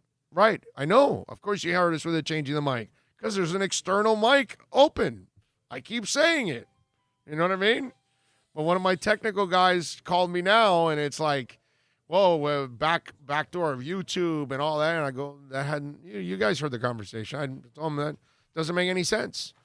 YouTube only puts out what we send them. So obviously something here externally is picking everything up. You know? So that's all it is. I know how it is. And everybody's saying, I can hear everything you guys are saying. We're saying exactly. I know you guys are hearing it. I told Philippe while I was talking to him that I knew you guys would do it. It is the video mic. Yeah, I think it's that mic right there. We have a Mevo camera that records our show, and I believe that camera that I'm facing, it's not supposed to have a mic on, and so I think instead of it using this, it's using that mic, and that's what we're hearing. So there you go. We love to see the background of the show. It's boring as hell. So, I mean, what can I tell you? But I guess it's been entertaining to watch the disaster that we have going on today on the program. All right, 786-322-1105. That's 786-322-1105. If you want to get in on the accidentlawfirm.com text line, you can also reach out to us on Twitter. That's at Big O Show. Oh, so let's run a test. Okay? How about this? Are you guys still hearing me the same way that you were before? Now that I took the mic from away from me, are you still hearing exactly the same thing that you were listening to before without the mic? Okay? Now that there's no mic, can you guys hear me perfectly? That's what I want to know. Send it on the chat board there if you can hear me perfectly. If you can hear me the same way, then that explains exactly what I've been saying, that it's been the external mic right from the get-go. Call of Duty's one says it's great comedy. Yes, we are. Yes, we are. Mic check camera. Yes, same. There you go. So I don't need the mic because there's an external mic that's recording it, and it's that one. It's the same thing. Yeah, basically. Yeah, you sound the same, and so does Bill. Right. Because we don't have the mics connected. It's just the external mic. There's an external mic. It has nothing to do with YouTube. You guys got to stop with YouTube. All right, so Pat Nashville, thank you, sir. I appreciate you chiming in on the super chat. Thank you, Pat. You did it yesterday in a big time way, and now you've got it going on. So I appreciate you again for chiming in on the super chat. Just please kill the door sound. Oh, that's the back door, man. I mean, again, the only reason you're hearing it's because we have an external mic doing the whole thing and not doing this. I got to do this anyways, actually, for the podcast, right? I have to do this for the podcast. So I do have to stay with the mic just for the podcast. So the audio version of it at least is fine. YouTube version we know is screwed, but the audio version is obviously a whole different ball game. There you go. All right. Is Coach Rocco on here? I don't know. I haven't seen. I mean, there's 128 people right now, so I have no idea. But Coach is a friend, so he could be on. He could be on. You never know. I know it's not Call of Duty 1. I know it's not YouTube, bro. I know that for a fact. Okay? I keep telling Bill and Philippe that it has nothing to do with YouTube. Okay? I've been out this long enough to kind of figure some things out. I'm not the brightest bulb in the chandelier, but there's still some flickering going on, okay? Once in a while, it flickers. You know what I'm saying? So that's all it is. All right? And thank you once again. I appreciate you, Pat in Asheville, giving us a little love on the super chat. And he says, tap each computer mic when both your main mics are off and we'll know. That's interesting. So if I go like this, did that sound really loud? Because I think that's the mic right here. I bet that was really loud. I bet you that one was super, super loud. Like a super chat. DJ Gallagher chiming in on the super chat. Thank you, DJ Gallagher. I appreciate you all out there continuing to give us love. Okay? It is an iOS issue, most likely. Yeah, but low wattage. It's an update that happened on iPad or whatever you're streaming on. Yeah, that's probably what it is.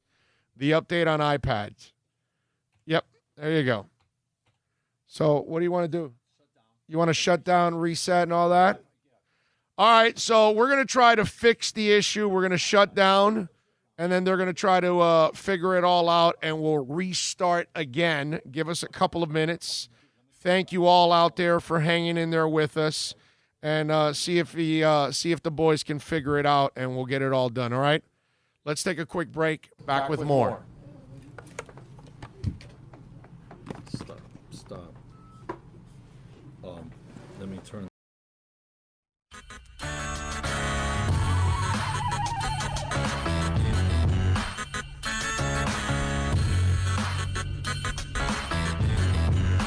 This is the Big O Show. This is the Big O Show. This is the Big O Show.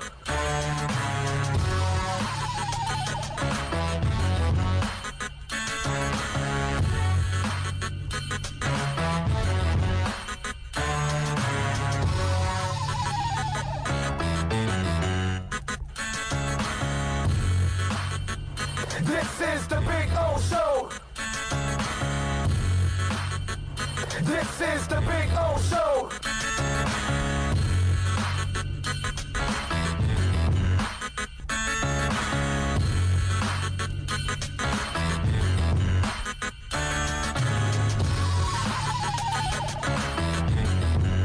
All right. I think we are back. I think we're ready to rock. I think things might be fixed. We'll see. We'll continue our journey here at VSS West Pines, 12397 Pembroke Road. You guys can now tell me if everything sounds kosher, as they say. Everything's good. Everything's perfect. Everybody loving it. Everybody saying we good, we back. It all sounds good. You tell me. And we will continue here on the program. And let's see. But there we go. All right. Alexa V, Julius 305 giving me a little thumbs up. All right, this live, I don't know. Is it live? You tell me. I don't know if we're live. I don't know if we're live, all the way live. Don't even have to walk. Don't even have to talk. Just slide, slippity slide. Just forget about your troubles in your 9 to 5. Just sail on. That's what you do. Just sail on. I don't know. We'll try to do that. Ian from Brooklyn says good to go. Pat in Asheville says sounds good. No background noise.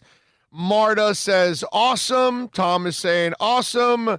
Now you sound solid. All right, I like it. So it looks like we might have figured out the issue, which is a beautiful thing. With the new cord, the update, I'm having to make adjustments and tweak the sound perfect. We're going to get it right. All right, there we go. We'll get it right. Mike Dominguez says, welcome back, Big O. Was Bill right about YouTube? No, he was wrong about YouTube. It has nothing to do with YouTube. It has us sending the sound to YouTube. But he was right because he figured out the external mic here and the update. The update throws you off and then all of that. So there you go. It's all good. Either way, we figured out, we live, we learn, we move on. That's what it's all about. So thank you all out there for hanging in and helping us out. And Drubo, Gus, 1388, George Arthur, Julius 305, DraftKings, FanDuel, George Arthur twice, by the way, Pat in Asheville, and DJ Gallagher, all of you chiming in on the Super Chat. Appreciate all of you out there. All right, so it looks like we've got this thing kind of down pat, and it looks like we're all right now, and we're headed in the right direction. We are headed in a direction that the murder hornets are not, hopefully, if you saw those things. But although the overreaction came with it, right? Oh, no, those things can kill you and all that. No, it's all right. It's only like, it only stings really bad, but they really can't kill you, okay? Even though they're called murder hornets, they murder other hornets and other folks out there, but not us, okay? So relax on the murder hornets thing. And Alexa V chiming in on the Super Chat. She says, oh, we love you. Alexa, we love you. Thank you, as always, for chiming in on the Super Chat and helping us out. So appreciate all of you out there. And you give us a Super Chat, and then that allows us to stay away from the murder hornets, right? Which is what we kind of need. It's a beautiful thing, isn't it? Did yesterday was Taco Tuesday. Adam Jones was having his tacos on Taco Tuesday, and I got to tell you something. I'm a little disappointed in myself because we talked about it yesterday, and then once I got home, I completely forgot about it and never talked about them again, never mentioned them, none of that stuff. Well, Adam Jones was having his Taco Tuesday, right? He puts ketchup on his tacos. Now, is it still Taco Tuesday if you're putting ketchup on your tacos?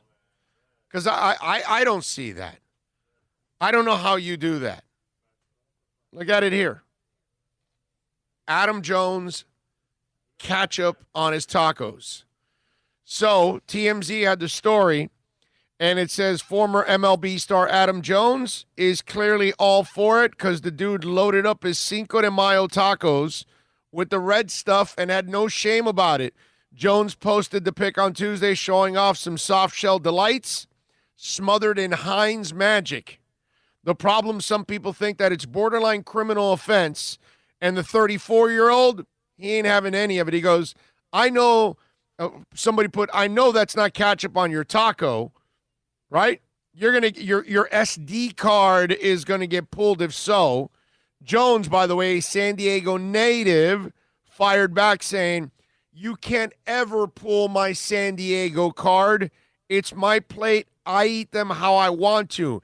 Ain't no specific way. So gracias. I gotta say something. Adam Jones, my man, not only pull your SD card, forget your San Diego card, your Mexi card has been pulled. Okay? You got no more Mexi charge. I mean, you are a loser with a capital A if you're putting ketchup on your tacos. That's just, I mean, I don't know what's a bigger loser, watching Korean baseball on ESPN or putting ketchup on your tacos? Come on. Okay, who's the biggest loser? The guy that sits there and watches a 3-hour schedule show on ESPN, Korean baseball, or putting ketchup on your tacos? I mean, today's show has had all kinds of violations outside of our audio problems. I mean, come on. Ketchup on your tacos, Korean baseball, watching 3 hours. What's our world coming to? A pandemic makes us like morons? Wow. Ketchup on tacos, my word. Yeah, but there's some people that are like kids and put ketchup on everything, you know? Grow the hell up. No, exactly. Grow the hell up. Expand the palate, my man. There's some, hey, look. Ketchup on tacos? Some people like ketchup on everything, man. It's like me being at Burns Steakhouse and the dude next to me is ordering A1 steak sauce. And it's like, bro, I'm getting up right now and punching you right in the jaw. Are you kidding me? You're going to get A1 steak sauce at Burns Steakhouse. You're going to pay for a $70, $100 steak, and you're going to put A1 steak sauce on it. Come on, man. Ketchup on your tacos. Come on. Red Angry Cuban says, Mahomes puts ketchup on his steak, which is that's the kid should never be allowed to eat a steak again. Now, I know that's kind of a joke. I don't really know if he really does that, but that would be bad. Taking a security job at Corona test site, that's paying $10 an hour. There you go. Wow, that's kind of crazy. $10 an hour, security at a Corona facility. Yeah, that's kind of crazy. I'm telling you. That you may want to stay away from.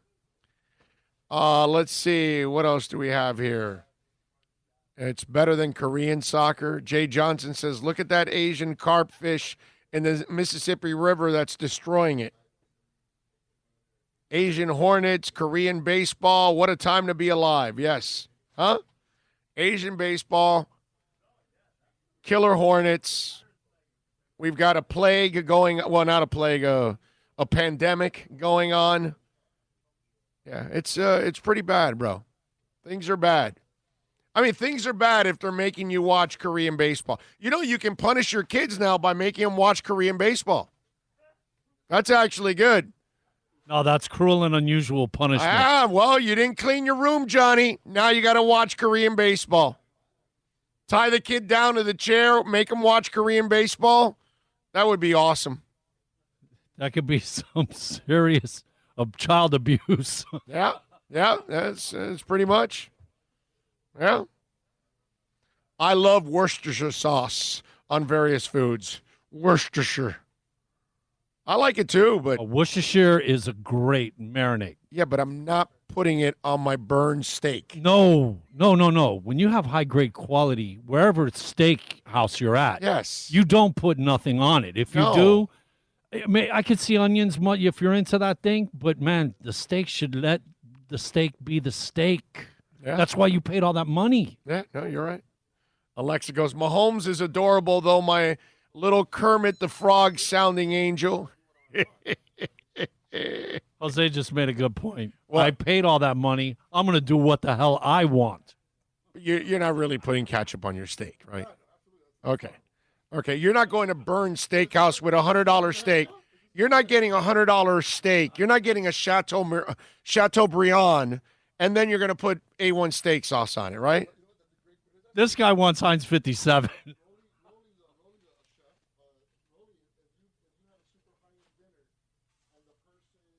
Right? No. Yes, exactly. Refuses. Yes. Kick him out of the damn restaurant if he does stuff like that. You know what this reminds me of? Yes. The situation with Omaha Steaks. They tell you, like, cook it this long, cook it that long. You want medium rare, I you mean, want that. When it says, Omaha Steak says, send it back. Do not do that. Do not overcook our steaks. They're not meant to be that way. Send it back to us. Yeah, listen, if you go to a great steakhouse, they shouldn't have anything in their stocked up. They shouldn't have any A1 or anything. Like, the second you ask for A1, they should say, excuse me, sir, we would like to ask you to leave. Okay?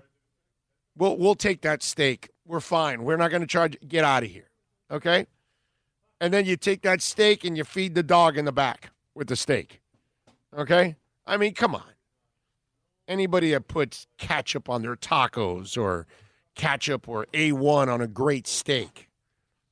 These are things that are just it's sacrilegious. It's a crime. Sacrilegious. It's a crime. It really is.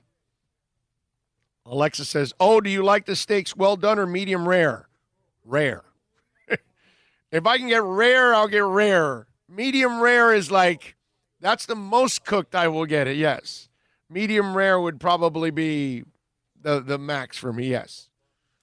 I could never get my steak well done. I don't want to dry up my steak. That kind of defeats the purpose. Big O, what are the odds you give Rosen a beat out Fitz for the starting job, or is Rosen already locked in as the backup guy? I think Rosen right now is kind of viewed as the backup guy. I think it would take a major miracle for Rosen to skip over Fitz. I really do, because last year he had his moments. I will say he had some moments that, and especially early on, if some of the guys would have hung on to some of those footballs, Devontae and Preston, it would have made him look a little better. But the kid had enough opportunities to kind of prove that he can help the team win, and he wasn't enough of a difference maker. And they needed that last year. And Fitz was able to provide that. So I think it's slim to none, man. And none is out the door pretty much. No, I'm sorry. Slim is out the door. None is the one that's still available. And so I just don't see Rosen taking over. I hope it happens, okay, NorCal, with that question. I got to tell you, I hope it happens. I would love to see Rosen take over because I want them to build some value with Rosen. Nothing against Fitz. He's grown on me, especially with everything he did last year. Jerry Ayers says, I'm totally pranking someone next time I cook tacos by putting ketchup on them. Ha, ha, ha. That would be good. Just to get kind of the rise out of them, that would be funny. Just don't use no high-quality meats or good sour, Breakstone sour cream. Use crappy stuff. Yes, definitely. So you can throw it all away. EM88 says, I'm walking down the street and I'm laughing so hard I look crazy, but I don't know. This is amazing. Well, thank you. I appreciate you listening and laughing along with us. Hope you got a mask on. Yeah. Jay Johnson says, rich people keep that place going. You give customers whatever they want. That's right. That's true. You still got to hide that A1 sauce. Big O, how's the steak at Shula's Steakhouse? Good, man. They do a good job at Shula's. I got to take my daughter used to love to go to Shula's. Shula's? What was it? The hamburger one over on by the bakery center, in the bakery center, right across. No, it's not in the bakery center. There's one there off though. Of Killian and 100 and whatever that they closed down. It was the Shula Burger, I think it was called, or something like that. She loved to go there. So I told her that now that they closed that one, I got to take her over to Shula Steak 2 over in Miami Lakes and treat her to a burger there because she loved Shula's Burgers. I thought Shula's Burgers were delicious, man. There's a variance of the Shula restaurants. It's where the Wendy's is on the corner across from Baker. That's the bistro. That's the 247. Thank you. Yeah. Thank you. And they have all. I mean, they do a nice job. Yeah, they do an excellent job there. I thought the Shula's did well. I guess the one on Killian and 117th, I guess they did not do enough business because they closed that thing down. Yeah, if Fitz goes down, I want to see Rosen first. Tua needs to sit. Yeah, Tua needs to get healthy. Rosen will lead us to the playoffs, is what RC in the 305 says. Cuban in the NC says, what's up, Big O? Been listening to the podcast since you started. Never checked you out live. Gave you a like and subscribed. Thank you very much. Always give us a subscribe and a like. Always appreciate it. Translation of what O is really saying, Rosen will not be chosen. No, he will not. No, he will not, unfortunately. You still try to showcase him to up his value. Yeah. Red Angry Cuban says, I like me some Ruth Chris. That butter on the hot plate is so good. Ruth Chris does a nice job. I've been to Ruth Chris many, many times over the years, and they do an excellent job, I got to say. I know that I haven't gotten too much into I did a little bit of it on Monday, but The Last Dance, and I wanted to get into a part of the conversation with The Last Dance that I thought was kind of interesting, and the Isaiah Thomas, controversy, which I don't think there's much of a controversy. I know Wilbon had to kind of apologize a little bit because he said like 9 guys didn't want to play with Isaiah, and I don't know exactly how many of them were the guys that didn't want to play with Isaiah. But one of the things that I want to remind people, and if you're really, really young or if you're middle-aged or older, it all depends on where you're at. And some of you might have lived it like we did, and some of you may not. And so I wanted to bring this up because the Isaiah controversy of him not being on the Dream Team, let me explain something to you. That's not a controversy at all. It really isn't. Most people don't care that Isaiah didn't play on the Dream Team. Let me explain something to you. Does anybody really like Dwight Howard? No. Does anybody really like, what's it called? Man, who was I was just thinking about now, and the damn phone rang, and it got me off track here.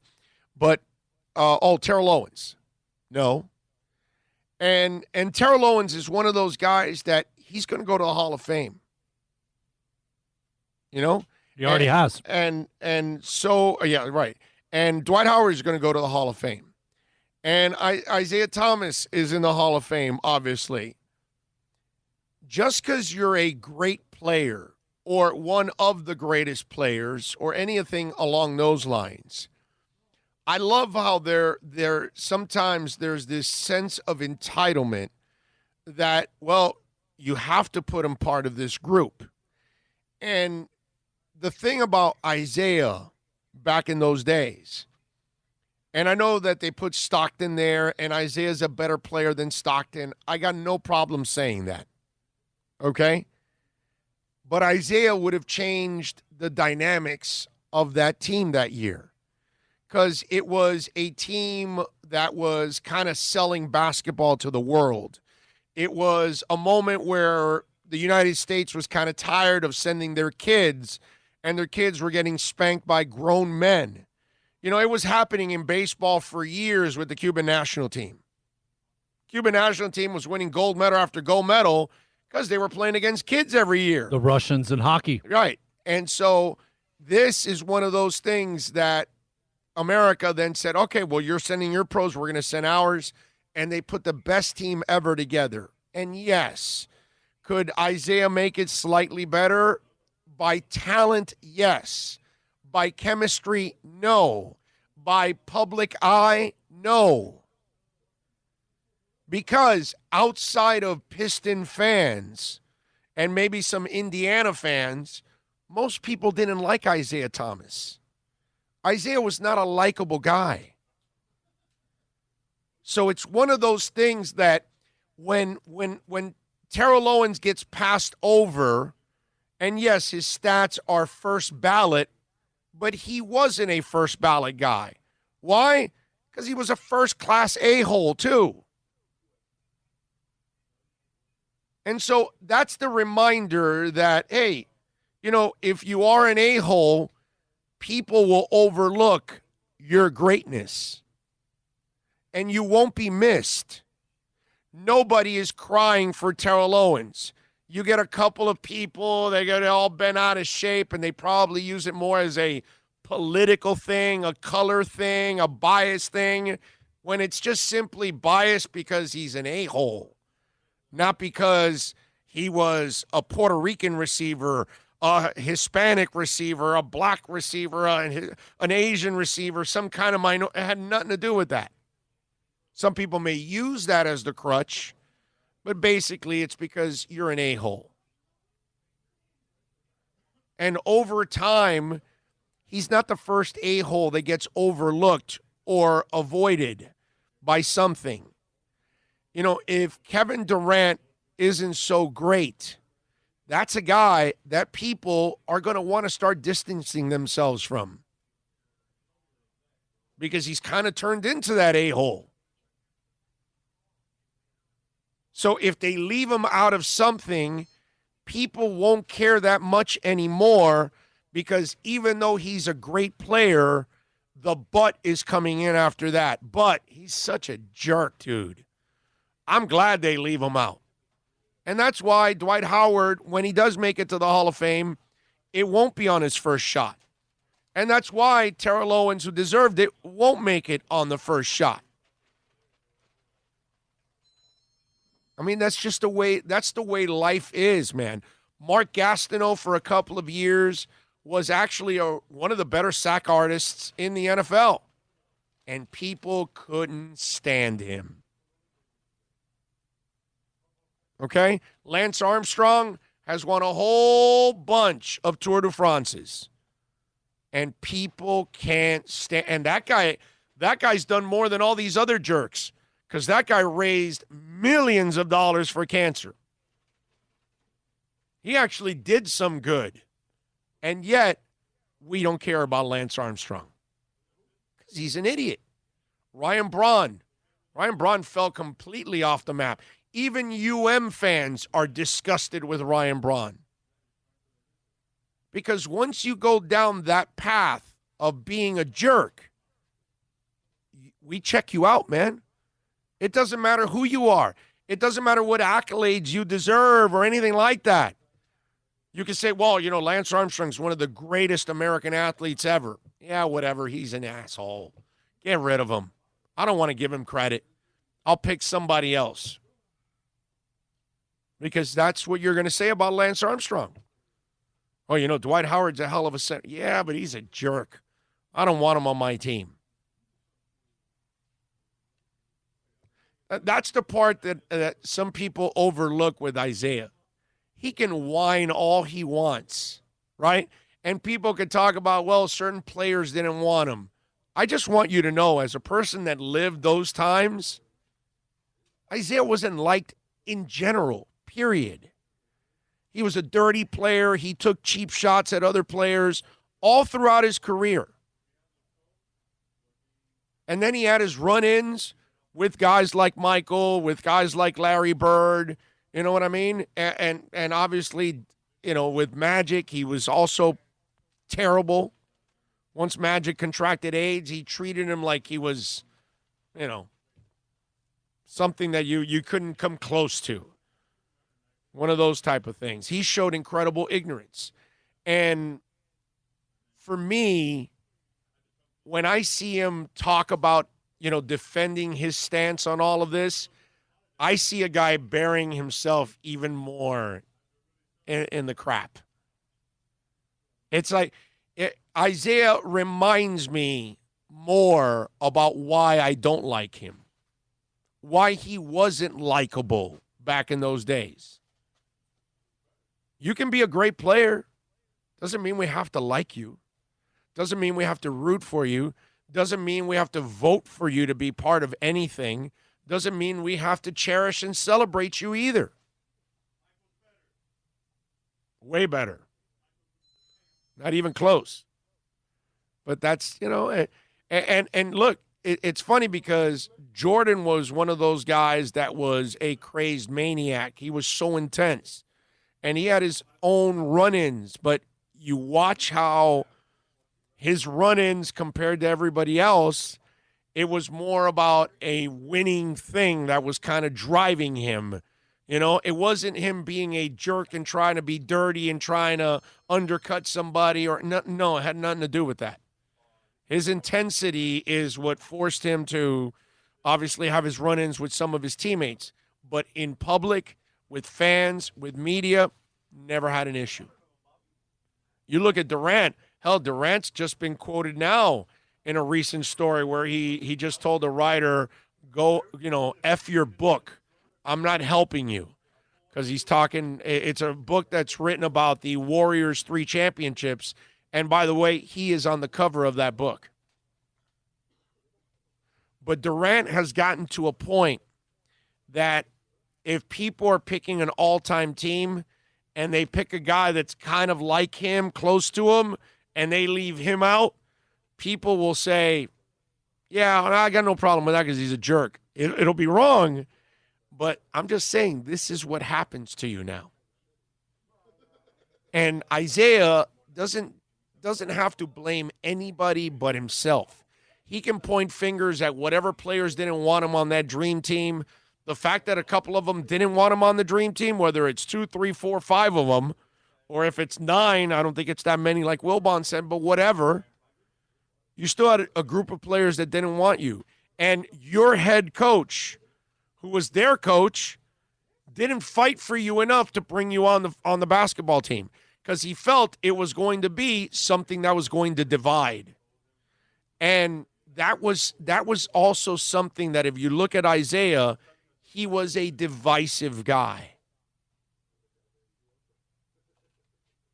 I just want to mention it because it's really convenient and lazy for people to try to reason, or if you didn't live it, try to defend Isaiah. But if you didn't live it, you didn't see what kind of dude that guy was, because he wasn't a good person at all. Not a fan of Isaiah Thomas, man. All right, 786-322-1105. If you want to get in on the accidentlawfirm.com text line, you can also reach out to us on Twitter. That's at Big O Show. You can reach out to us here on the YouTube chat board, on the Super Chat, as always, and I appreciate all of you out there that have been reaching out to us on the Super Chat. Very, very kind of you. We started it about a week and a half ago, and you guys actually told us to start it about a week and a half ago, and it's been a terrific addition. I think it's something that's actually going to help us grow a lot, too, so we can cover a lot of the things that we want to cover out there. You guys caught Elon Musk when he was on Joe Rogan's show and he was smoking a doob? Remember that? Now, I don't know if Elon Musk was smoking another doob with Joe Rogan and his wife, but the billionaire and his wife, Canadian singer Grimes, they had a child, okay? And they welcomed their first newborn to the world. And guess what they named it? XAEA-12. That's the name of the child. Yeah. Mm-hmm. Is this some rocket formula? AXEA-12. So I guess, is he going to call it just the kid X? Is that it? X gonna give it to you. Gonna give it to you. They do that to like rocket fuels, stars, satellite. How impersonable. You're right. I mean, you could just call him X.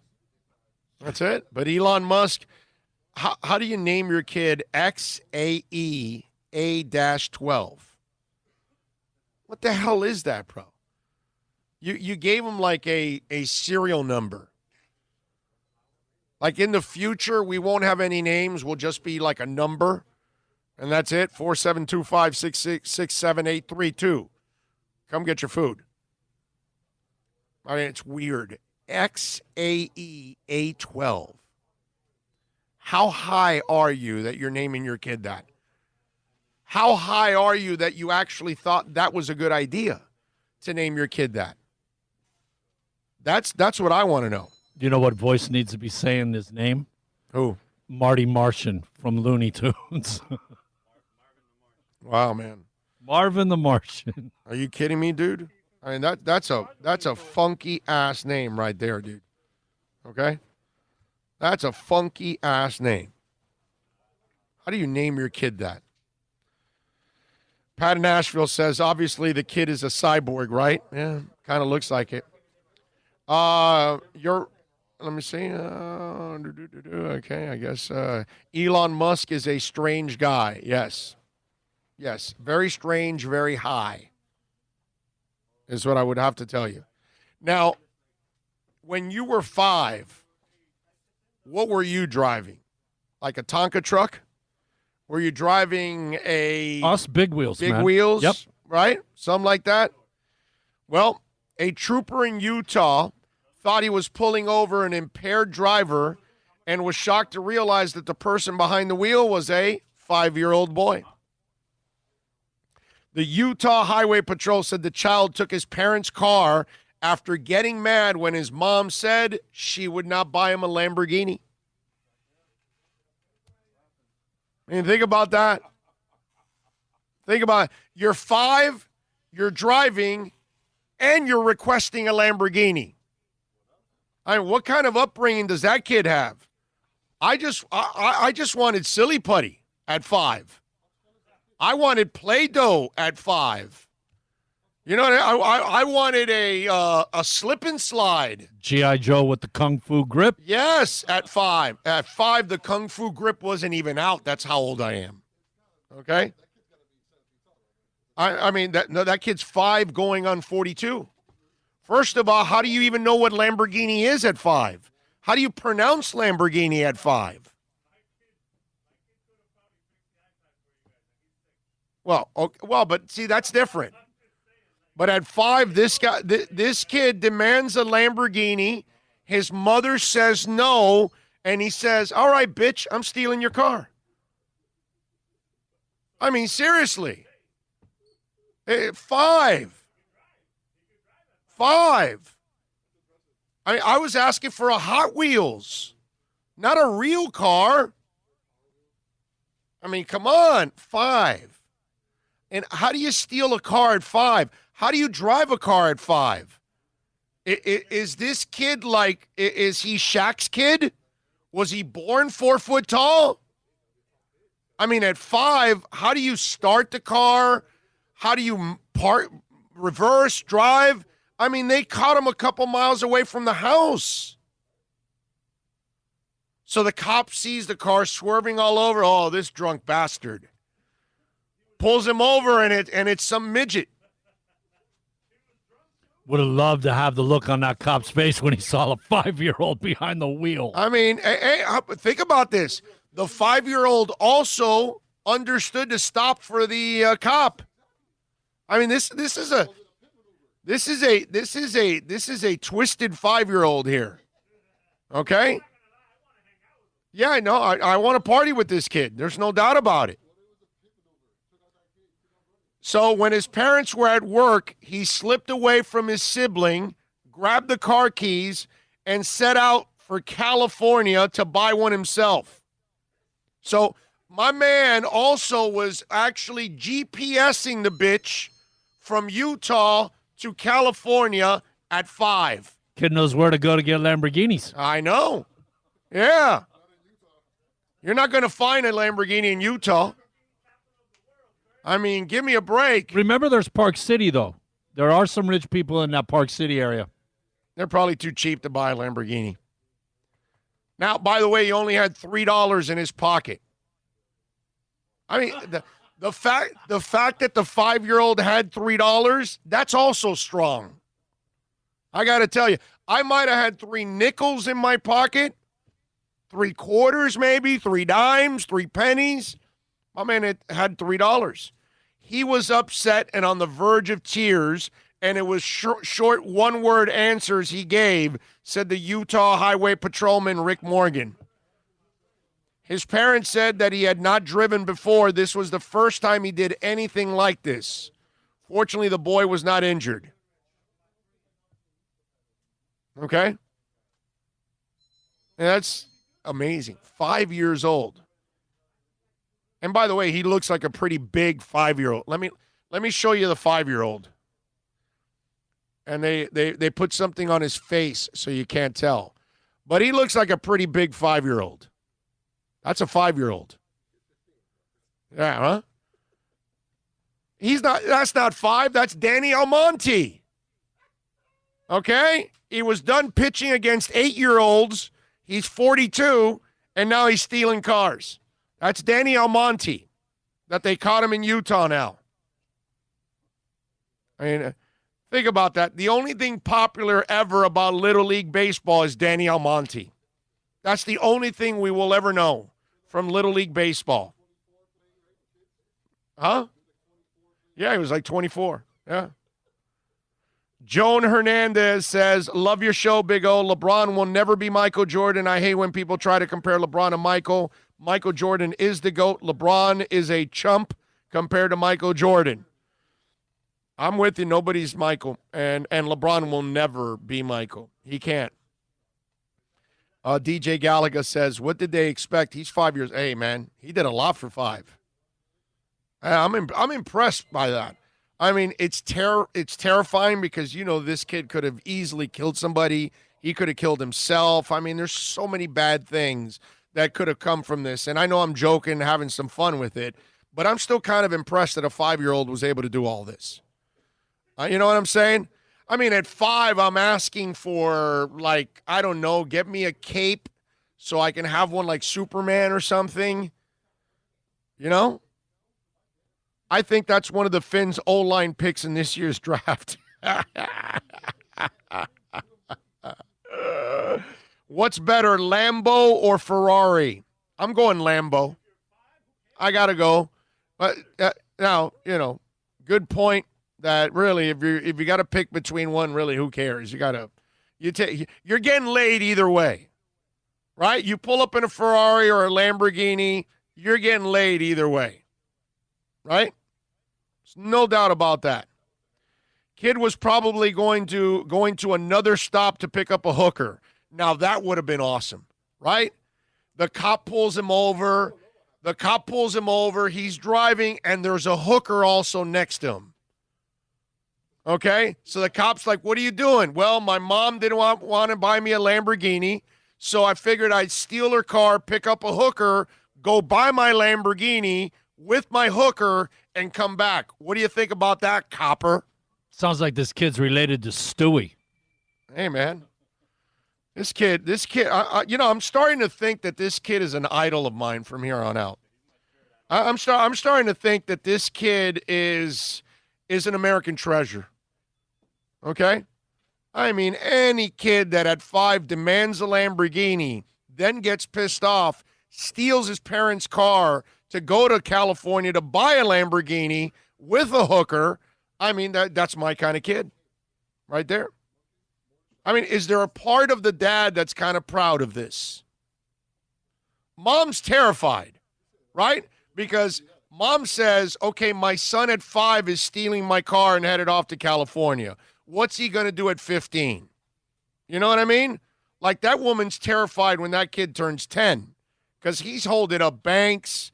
He's having parties with hookers and, coke sniffing donkeys and things like that. Okay? And then by 15, this kid's a pimp, a drug dealer, and probably a politician. I mean, seriously. Think about this. Flipper13 says, I once rolled with Marcus Allen in his Ferrari, went to Fatburger. He wound up getting laid. I didn't. LOL. Well, yeah, that happens when you're Marcus Allen, you can probably get laid. The question I have for you, sir, was it the woman that OJ killed? 786-322-1105. That's 786-322-1105 on the accidentlawfirm.com text line. Because apparently Marcus had a little fun with Nicole. And OJ was not happy with that. You might have been in the middle of that love triangle. By the way, if Marcus got laid, what were you doing, Flipper? What happened? Did he just drop you off? Did you have to cab it home? Did the 5-year-old in the Lamborghini pick you up? What happened? You got to give us the second half of that, right? Myron says, this kid is a future scumbag, so I disagree with you. Are you sure? This guy may be running our country in a few years. I mean, wait a minute. Hold on a second. So, have you been watching what's going on with the Broward sheriff? With the Tony guy? I feel terrible for that guy. They're pulling out like every skeleton in his closet. I've never seen if there couldn't be a more blatant way of trying to get after somebody than what they're doing with that guy. Every day it's something new. I tell you, man, some crazy stuff. What's going on in Fort Lauderdale with the BSO guy? Oh, man. But they usually have issues there, right?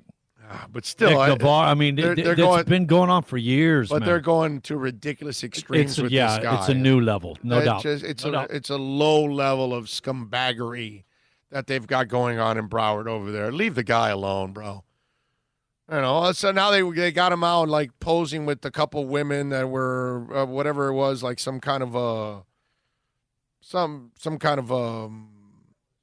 don't know, they're like sexually open type people or whatever. Like, who cares, bro? What does that have to do with his job? He's not hurting any kids or women or animals or anything like that. It's like, it's so blatant what they're trying to do in Broward. It's kind of, you know what it reminds me of? You saw how Rick Pitino had new charges already again now from Louisville, and he's in Iona. So I tweeted out yesterday, just for fun, okay, just for fun. Do you think Iona hires Rick Pitino if he's a black coach with the same rich history and violations as Rick Pitino? No shot. No shot. The double standard is crazy. It really is. Reminds me of an old Eminem line. Me and Marcus Allen went to see Nicole. Heard a knock on the door. Must have been Ron Gold. I like it. Big O, you just described a great script for a new Netflix movie. Let's do it. We lived on the same block. I was 15. Marcus was a star on the Raiders. They followed us back to his condo. I walked home. Ha ha. Okay. I got you. Whoa. So Marcus had the threesome? You didn't even look at Marcus and like say, yo, come on. Can you spare one? Come on. Flipper 13, you had to tell her. You had to, if it seems like now you're saying 2 women followed you home. So that means Marcus not only scored, but he scored on the trifecta, which is like the holy grail for pretty much every man on the planet. Okay? So if he scored, couldn't you like negotiate a little? Hey, Marcus, you want to help me out? Then you talk to the girl and you say, look, just think of Marcus when you're with me. It won't bother me. That's all. Rick Aguilera says, once Tua's cleared by doctors, he should play. We need to find out if he's our future and not waste another year. Yes, Raul, but you've got to wait. Not only that, Raul, think, my brother, you got to wait till he's healthy and he can take a hit. That's 1. 2, that offensive line has got to be playing at a high level. If you're watching Ryan Fitzpatrick run for his life, you cannot put Tua back there yet. Okay, so remember, that's got to be there. Let's see. Richard McLean says, maybe it was fake news. Don't be surprised. You never know. You never know. Rick Latino is nothing but a scumbag trash liar. You mean he's into scumbaggery? Manuel Crespo, Big O. It don't get it. Astros cheaters, a-holes, Armstrong cheaters, a-holes, Belichick cheaters, greatest of all time. Richard McLean, when he beats out Fitz, the job should be his if coach stands by his word. Right. Well, again, line has to be playing well, okay? If the line isn't playing well, then I don't think they do that. You know what I'm saying? So that I think would be an issue if the line isn't playing well. Big O, I know that we're lucky to get the 7th-round pick for Harris, but that's not a good thing when you release your number one a year later. The number one, actually, he was going into his 4th year, my man. So he had already been here 3 years. Not sure if you knew that. So it's all right. I mean, it happens. You're not going to hit on all your picks. It is what it is. So now you got to move on. And what you can't do is do what they used to do in the past. Keep playing Jamar Fletcher when he can't play. Keep playing Eddie Moore when he can't play. Keep playing Ryan Tannehill when he's not the answer. You can't do that. You got to move on. And these guys, at least, they try a guy, and if it doesn't work out, they don't stick around with the guy. They move on and they find somebody else. They have proven that over and over and over again. I actually respect that immensely. So I like what they're doing in that sense. Let me see what I got on the accidentlawfirm.com text line, 786-322-1105. If you want to get in on the accidentlawfirm.com text line, 786-322-1105. I put ketchup, may and barbecue sauce on my hot dogs. Oh, okay. Well, supposedly it's supposedly, you're close to being evil if you put ketchup on your hot dogs. Okay? I do that too. But apparently to people that hot dog is sacred, you're like I'm supposedly a major loser to a lot of people's eyes. Okay, we're not talking about my wife right now. We're just talking about, the hot dogs thing. Okay? But in the hot dogs in general, since I put ketchup on my hot dogs, supposedly I'm a loser. It's only mustard or all the other type of things that you put in a hot dog. You're not supposed to put ketchup on your hot dogs. How about that? I kind of feel like a hot dog now. Where can you get like a really good hot dog close to this area? Is there one? No? Isn't there a place off of 95 in Atlantic? It's been there forever. I'm actually. Is it Arbetters? Arbetters? I'm headed to commercial. I gotta go to a meeting over for Inter, so I'm headed to commercial. So from here to Inter, Jackson's. You mean the ice cream parlor? Doesn't Miami Sub have Nathan's? Wow. Okay, I'll check that out. Anybody know where I could get a hot dog? I'm in Pembroke Pines. I got to head to Lockhart Stadium or whatever, the new Inter there, right? I should know if there's a name on the stadium, actually. Doesn't Miami Sub serve Nathan's? Isn't that their hot dog? I don't know. You might be right. I'm not exactly sure. But now I feel like a hot dog. For some reason, I'm seeing Miami Sub, and they got like the Arthur Treacher's fish and chips and the Nathan hot dog and blah. And, you're killing me now. Now you're throwing Arthur Treacher's too? Well, 49th Street, right back in the day. Damn, dude. Myron Sanchez, thank you, sir, for the super chat. Scumbag is always a scumbag, Rick Pitino. That's what Myron put. Thank you, sir. I appreciate it. Let's see. It's a street. Oh, Call of Duty 1 says Wawa. Wawa's got good. Well, Wawa's food is normally good. I didn't know that. I've never eaten their hot dogs there. Chili and cheese, best topping for a hot dog. Mike no-go zones. I can't argue with that. There's a place on 8th Street. It's called Sweet Dogs. And they're right before. See, I'm too far from it. I would go. Like if I was if our intermeeting was at the offices in Coral Gables, I would go over to Sweet Dogs. Sweet Dogs is so good, dude. It's off of 8th Street and I want to say it's like 52nd or 53rd or something like that. What Granada is what's Granada? Granada's like 62nd, so it's a couple blocks before Granada. East of it, in other words.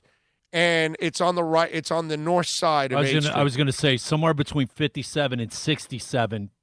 It's definitely not. It's before Granada. Right. So Granada, 67, so Granada has to be 62nd. Okay. So it's like 59 or something like that. And it's called, huh? Oh, Coney Island what? 6401 Sheridan Street? Okay. All right. Okay. Okay. All right. Send me that. Send me that link right there. Okay. Maybe I'll try that on the way. Get the Heinz ketchup ready. But anyway, they have their chili and cheese and all that. Man, their chili is awesome. It's off the chain. I can't look. I'm not a hot dog expert, so I haven't eaten hot dogs everywhere or anything like that. So I can't say it, but I can tell you that that's some of the best chili I've ever had with a dog. Sweet Dogs on 8th Street. Okay, trust me. That place is the bomb. I could go right now and have a dog. But I'm hungry. I need to eat one now. So I got to go somewhere close to this Thinking place. about it. 79th Street, right off the causeway, down Biscayne Boulevard. Yeah, that's too far. No, but there's a place I think called Dogma. Okay. That's a good hot dog place. Okay. If they're still open. Take a little trip with me, says Hot Diggity Dog in Dania. Okay. All right. Myron says, oh, make your hot dog home. Red Angry Cuban says, Miami Subs also has some pretty good burgers. Yeah, but I want a hot dog now. Now I'm kind of like in the mood for a hot dog. Richard McLean says, Chicago-style hot dogs better than New York. Let's see. Jersey Rippers. Hot dogs wrapped in bacon and deep fried and smothered in cheese. Can't have a good dog without deli mustard. Well, we did that one time. Myron says, I love Sweet Dog on 57. There you go. You know what I'm talking about, Myron. Sweet Dogs is good, man. That is one of the best places for dogs, I'm telling you. That hot dog wrapped in, do them like in a skillet or a grill, whatever, get them a little black. Then take the bacon, wrap them, and put them under the broiler. Oh, wow. Let's see. NorCal says, bacon wrapped dog with cheddar and barbecue sauce on a hoagie roll. Spark up. There you go. Spark up the fatty. I used to live in the Gables. Now I'm in Doral. Alexa, I don't know where in Doral you can get one, but I'm telling you, Sweet Dogs on 8th Street, not too far from you. It's a really good place. What's in a cheap hot dog? Not Jewish, but prefer kosher. Oh, come on, dude. Everybody knows kosher dogs are the bomb, bro. Are we talking Hebrew National? You don't have to apologize or set it up or whatever, bro. Kosher dogs are the bomb. We all know that. Everybody that has a kosher dog knows that that's quality, bro. You're good. You're good. We can give our Jewish friends the credit that they deserve, man. Let's see. Oh, that looks good, man. Yeah, wow. That's a Kobe beef hot dog? Wow. Damn. Speaking of food, my dad and I are about to get Arby's. You know what I love at Arby's? I love their apple turnover. Okay, of course I love the roast beef sandwich and all that stuff, but I love their apple turnover, man. That's my favorite one now that, I can no longer get the classic one from McDonald's. That's it. And I know that Checkers does a pretty decent job, but Arby's, I love their apple turnover, man. Let's see. A1 steak sauce on a hot dog. You know what? I've never had that, but that actually sounds like it might be good. As long as it's an all beef. Like the Kobe one? Okay. But you might ruin a Kobe I don't know if I want to put that. Yeah, I may not want to do that. You want to leave that alone? Yeah, I want to leave that one alone. I may want to leave that one alone. You spent all that money to get that taste. Yeah, Get that taste, Kobe, man. Yeah, Alexa V says Sweet Dog is fire. Oh, so you've been there. Red Angry Cuban says Sweet Dogs might be my meal now. Go, I'm telling you. Tell them that I sent you. Cheap dogs, nose lips, and a-holes. Okay, I don't know what that means, but go for it. At the store, you never think about it. Straight up, Boar's Head hot dogs. Oh, yeah. They man, Awesome. they're cryo-packed. You open it up, and it's like getting it back in the day from the butcher on a string. No, they do a nice job. Yeah, man. Yeah, man, yeah, definitely. Oh. Yeah, definitely. I know where you can get 24 hot dogs for $3. So, who do you think is going to come out on top this year, Brady or Bill? Brady. I'm already on record, man. I think the wheels are going to fall off of Belichick now. I really do. I think Brady's covered up for a lot of this. Now, maybe they found something in Jarrett Stidham, and then if he did that, then that's the bomb. You can't do anything about that. But if the young quarterback isn't ready, which he shouldn't be, but if he is, then his ass is saved. But I don't think it is, and I think he's going to struggle. I really do. I think that's going to be a major problem for Belichick. I got to tell you. I think it was back 3 or 4 weeks ago. We kind of went in depth on that subject there for about a week. We hit it like 3 or 4 times on the podcast. Yeah. I do recall at least 3 or 4 different segments during that week with some variants of, who's going to be better off, who's giving up more, who's the guy. Right. Yeah. Who needs who more. Mm-hmm. Yeah, no, I got you. Yeah, you did just about every angle on that topic. We tried. You did good, man. Yeah, we tried. If you want to get in on the accidentlawfirm.com text line, 786-322-1105. If you want to get in on the accidentlawfirm.com text line, you can also reach out to us on Twitter. That's at Big O Show. Did you guys see this? On the there's a story already out for Aaron Rodgers on where he's going next year. And they started already listing the teams. And I got to tell you something. The best thing that might happen to the Green Bay Packers is this pandemic and social distancing. Because if reporters aren't allowed to go to the locker room every day, my Lord, they're going to ask Aaron Rodgers every day about his future.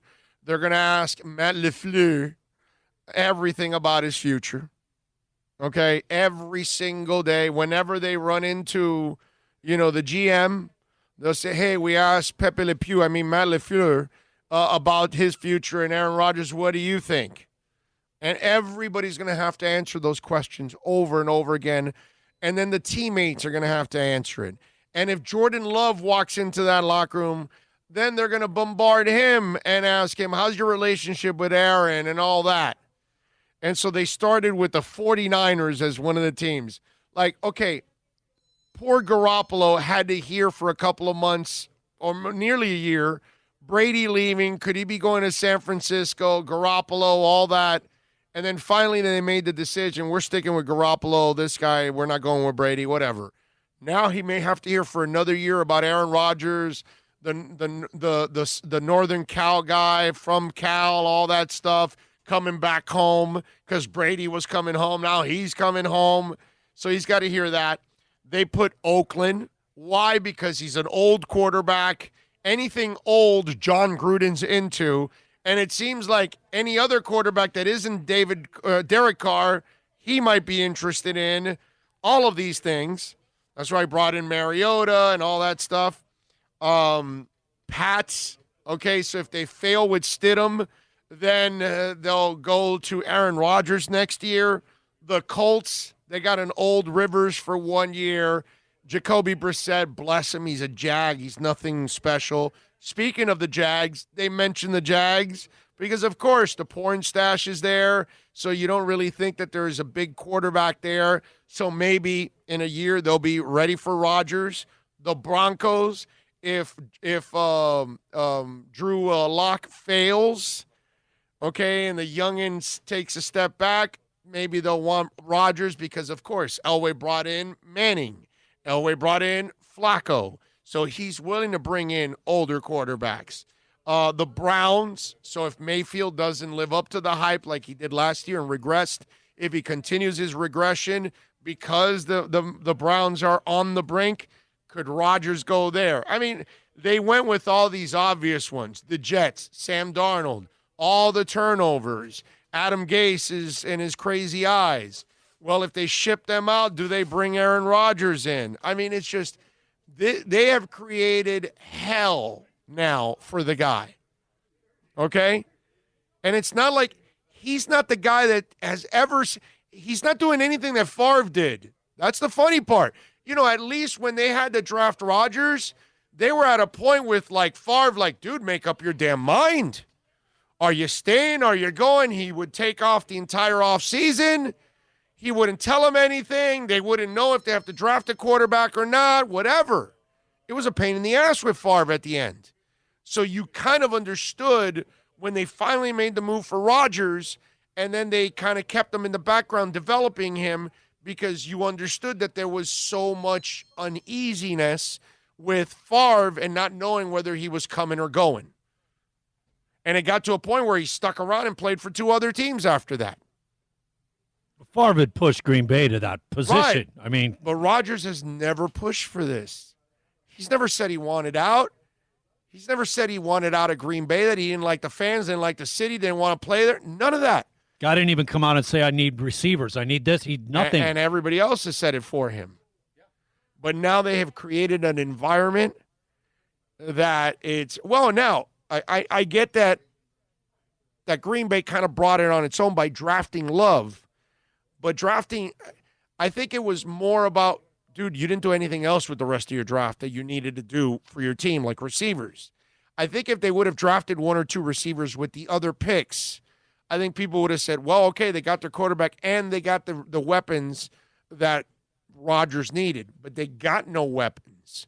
And I got to tell you something. The flip side to all of this is the smart thing would have been, okay, remember how I told you, you look at Cincinnati, the idiots let go of Dalton. Instead of keeping him in a shortened offseason, use him as your guinea pig right now. You didn't have a great line. You didn't have a great team last year. Start Dalton. Let the youngster watch him prepare, learn, all those things, and then you ease Burrow into it. That's what they're going to do with Tua here in Miami. They're going to play Fitz, and they'll work Tua in slowly. No hurry to develop the kid. Now you're in a hurry to get Burrow in there, and you're going to bury him. Here's where Green Bay is short-sighted. I don't have a problem drafting Jordan Love. I commend you for doing that. As a Dolphins fan, we didn't plan for Marino. And guess what? Look where we've been for 20-plus years, right? So they planned for post-Favre with Rodgers. I like that they're planning for post-Rodgers with Love. What they had to do was go get a couple of receivers. Now, you're going to say, well, yeah, of course, so that's automatic. Everybody has said that to help Rodgers out. No. You bring in two young receivers to go along to learn from Davante Adams, right? Okay? And the Scantling kid has also done a nice job. So you now have Rodgers for the next year or two help develop these young receivers. And star quarterbacks can bring young receivers along a little faster than normal. So in a year or two, those receivers are mature. Guess who they're mature for, ladies and gentlemen? Jordan Love. Now, Davante Adams in another year or two is no longer the guy that he used to be. He's had several concussions. He may not be the guy that's going to help you transition Love. Well, you have a star quarterback. Dude, use the star quarterback to develop your young receivers. So when you bring in Love to replace the star quarterback also helped you develop the receivers. Now you have two young receivers with experience to help the young quarterback, because those two young receivers learned from the veteran quarterback. Now they help the young quarterback. So Green Bay, by not drafting receivers, not only hurt their current quarterback, hurt their future quarterback. Because in a year or two, if you start Love and then also draft receivers, now everybody's learning. Love is learning, and so are those young receivers. How does that help? Doesn't. It creates more problems. It's actually terrible foresight on Green Bay's part. So that's where you look at those kind of situations and you say, you got to be smart about these kind of things. And I can't tell you that Green Bay was smart when they were doing this. Make sense to you? No, that totally, I mean, you have the group. Receivers don't make a transition right away. It's kind of like guys with baseball teams, and they're in single A together, double A, and they all come up together, and they hit the ground running when they get their chance to be the guy. The 03 Marlins? Yeah. Is that what you're talking about? Exactly. All those guys. Right. All those guys grew up in the system. And everybody's at the same spot. And when you get there, everybody's ready to take their role and do their job. It takes receivers usually 2-3 years. Yes. So that's what you should have used now. And when you have a young receiver come in with a star quarterback, their transition's a little faster. How does 36 receivers get drafted, and you needed, that's the one thing we all knew on that offense that you needed, and you don't go and get one. Right. How in any way can they didn't even get him in free agency. How in any way can they defend what they did? Myron says, Packers need to win now. Yes, they do. But why didn't you if you get some weapons, it helps you. They don't have any weapons. Oh, let me ask you, they needed receivers on that team, and this was a very deep receiver draft. And Devontae's the number one guy. So if you would have brought it, and Scantling is also not a bad receiver. He can be a 2. The young guys you bring in become your 3 and 4s, and you can develop those guys. And with Rodgers, they will make plays, because Rodgers, haven't you watched it the last couple of years? The guys that have no names are making plays with Rodgers. I mean, Aaron Rodgers has thrown touchdowns to one first-rounder. And remember, his whole career, man. His offensive line has deteriorated the last 3 years. A lot of injuries. Yep. A lot of injuries. Here, along the lines of Aaron Rodgers, remember when he was 2-2 in this and he was relax, chill. Does he come across as a guy that, like, a short fuse or isn't going to deal with stuff and, like, not going to engage? And maybe not explode, but just be like, it's an arrogance. It's an arrogant confidence. Okay, is what it is. It's not a now being bombarded every day and being that question every day. That needle. Right. Then that becomes a pain in the ass. Could you see him?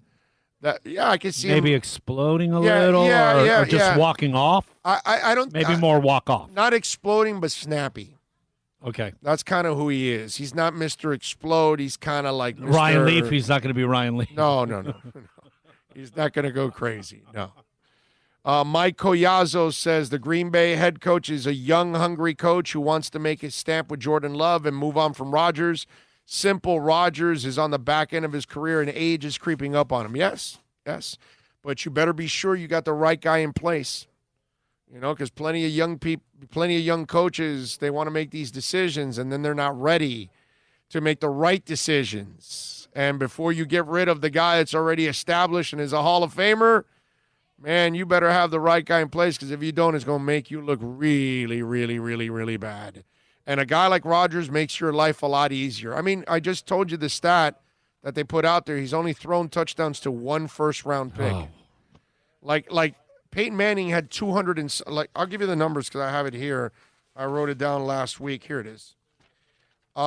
Breeze has 104 first rounders. Brady 105. Peyton Manning 293 first rounders that guy threw to. I see a lot of Reggie Wayne and Marvin. Yeah, but 293 different first rounders, that's crazy. Favre 127, Marino 84, Rivers 35, Eli 135, Big Ben 69, Tarkenton 74, Rodgers one guy. One guy has caught a touchdown that's a first rounder.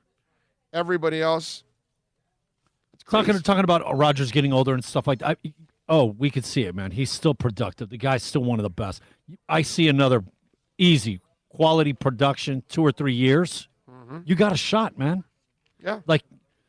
In 3 years, probably a fall off, but he's going to be the same guy pretty much for another 2 or 3 years. Yeah. Man, give him some weapons.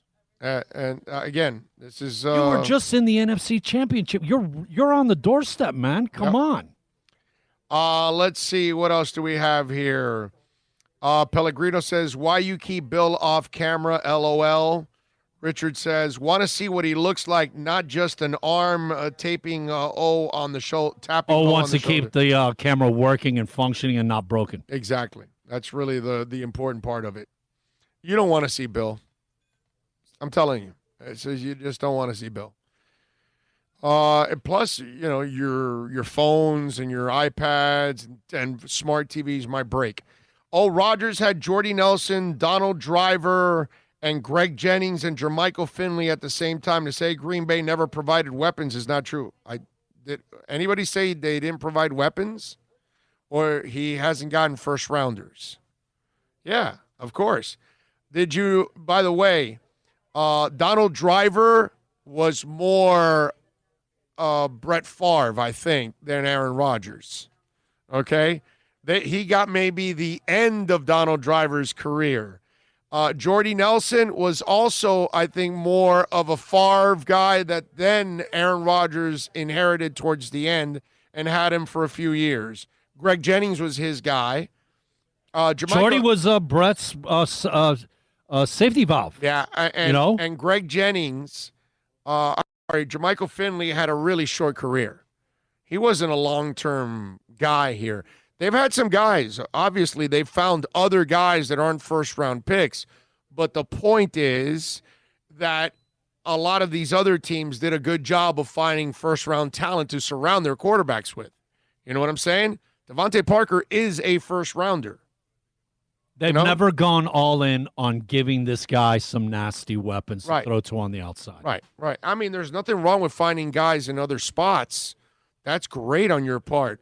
But it's still weird that you've had such a long career and they haven't found a whole bunch of guys for you. They should do a little better. And lately, you needed it, and they didn't get it for you. Obviously, with all the guys, all the number ones, the list that you read, teams in the pot, like, hey, this is our guy. We got to get him guys. We get him number ones. Yeah. This guy has gotten none. Zero. Yeah. No doubt. That is correcto mundo. Can I just say, for the record, considering the update situation with the iPad, I'd like to thank the Apple people. The cord change out necessary. Yeah, after, I guess, 7-8 months, the cord died. But you've made up for it in a big-time way, brother. You know where you're at now on a straight run since we got this corrected? What's that? You're at an hour and 15 minutes nonstop. All right. Okay? You're pushing for the record here. Yep. And I don't think you're going to be able to get it because you got to get to a meeting, my brother. Yeah. Richard McLean says, Marino did great with Duper and Clayton were injured. Fred Banks. Yeah, listen, Rodgers has done great. He's done great with guys that are no names. So it's not that he isn't doing great. It's that you as a front office could do better is the deal. Okay? The one championship they won, they had a ton of people injured that year and everything, and they still were able to get over the hump. They really haven't done a great job around him like they should have. That's the point. That Rodgers is a hell of a player, and you haven't done enough surrounding him with a good enough team to win a championship. And they were one win away from the Super Bowl last year. And I can argue that they weren't really that good to be that close. And that's Rodgers also helping you get there. The defense was better, and Rodgers was better. But we saw again, it wasn't great. He doesn't have a great team around him offensively. Not a great line, not a great receiving core. What I do like is his running backs, and I know they added the Boston College kid, who's a bruiser, to go along with Jones. So I kind of see what they're doing. It's kind of a two-headed attack and different styles. And also, this keeps Jones fresh on short yardage situations. But when it came to their receiving core, nothing elite there. He's the one that elevates everybody else. You would have said that Seattle and New Orleans were definitely better than the Packers. And on paper, Dallas was way better than Green Bay on paper. Yeah. Cubano, by the way, in North Carolina has got down pat. Not much different from what the Finns did to Marino, exactly. Marino never had a running game, a dominant running game. He had some serviceable guys. He didn't have, terrible running backs, but he had decent players, but he never had a great running back, okay? And he never, ever had a great defense. So, yeah, they gave him weapons. Marino had his share of weapons, although with Jimmy, it was a weaker set of weapons. Jimmy did a bad job there. But Shula gave him weapons. Shula just didn't give him that stud. And again, not that Shula failed. Okay, Shula failed, but it wasn't like he didn't try, because there were a couple of running backs that he made a move for, and those guys were supposed to be the saviors. Unfortunately, they never turned into that, whether they died or they weren't good enough and they were a bust, or whatever it was, or the defense, obviously. That's the one thing that never happened, unfortunately, for Marino. You know what? Marino was always able to overcome not having a running back. The biggest indictment that he didn't have was any semblance of a defense, man. Yeah. Yep. And by the way, thank you all out there for giving the shirt a little love, the CBGB love. Marino had top five rushing and top 10 Ds at the same time. I think 4 times. Not a lot of times. Marino had his chances, but Buffalo was there. I don't remember ever him having top 5 rushing and a top 10 D. I disagree with you. I don't remember that ever with the Miami Dolphins. Not in the same year. Never. No, man. I disagree. Rhino, I would love for you to find it for me where Miami was top 5 rushing and top 10 defense at any time in Marino's era. At the end of his career, as the young defense got better, it might have gotten there. The running game wasn't there. The defense might have been pretty decent. I don't even know if it got to top 10. They really took off with Wani, because that's when all those guys matured and all that stuff. They were kind of young with Jimmy. I would disagree with you on that one, my man. I don't think I ever saw that. If you gave Marino a top 5 running game and top 10 defense, he would have won a Super Bowl. So that's pretty an easy, right? Yeah, I don't think so. Look, where we would be ranked in those two categories and what he would overcome and us win 10 games at least without anything.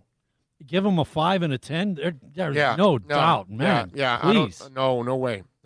I don't, brother. The only You're time talking 14, 15 wins. The only time they had top 5 rushing must have been when they had Ricky.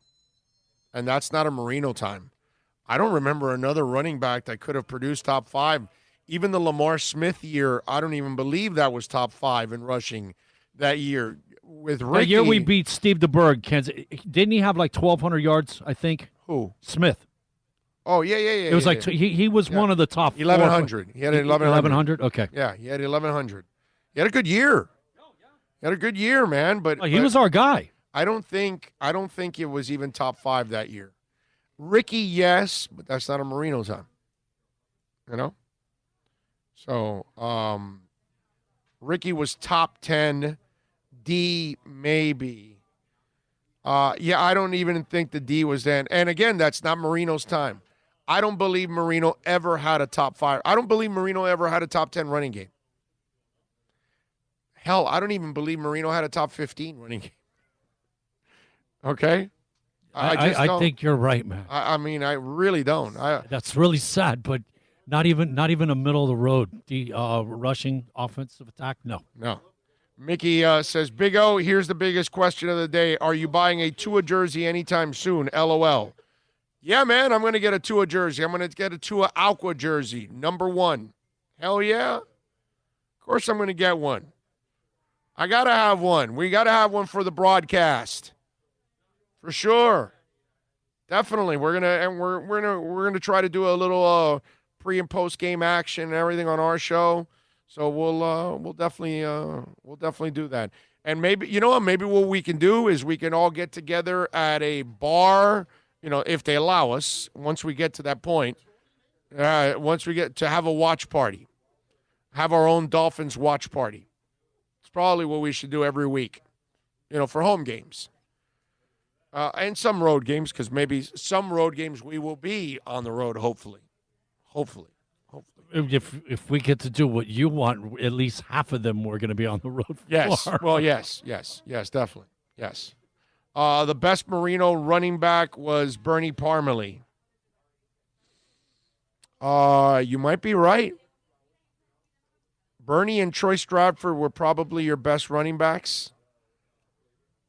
I think you're right, actually. Now I'm thinking about it. During his tenure. Yeah, Mark Higgs also. He had a 900-yard season. I remember Higgy had one.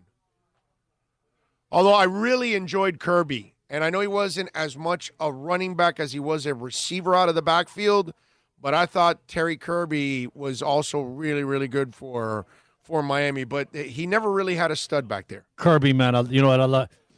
The first guy that hit him, the first guy that hit him, he never took him down. Kirby always got away from the first guy. Yeah, Marino never had a guy back there that people scared the crap out of people.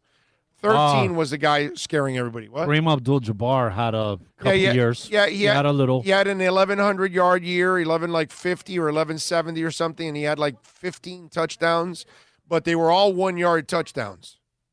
Seriously. Out of the 15 touchdowns, I crap you not, 13 of them were 1-yard touchdowns. It's amazing. But he had that 1 year.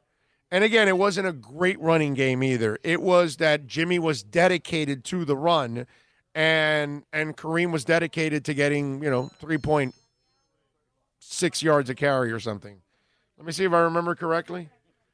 Yeah, I'm telling you, it wasn't like I know for sure. It wasn't that 4.4 you're looking for. Yeah, it wasn't like this incredible year that he had. And you were like, wow, what a like Ricky. Okay? You know what, man? Every time we mention Ricky, I think of that Monday night game with Philadelphia. Those 40-some carries, man, and them 2 personal foul penalties that let Philly get down the field and they lost. The dejection on that guy's face after that game, man, after everything that he did that game, you could just see. All right, he had 11-16 his first year, his rookie year, and 11 touchdowns. And then he had 892 with the 15 touchdowns that I talked about. Okay? All right?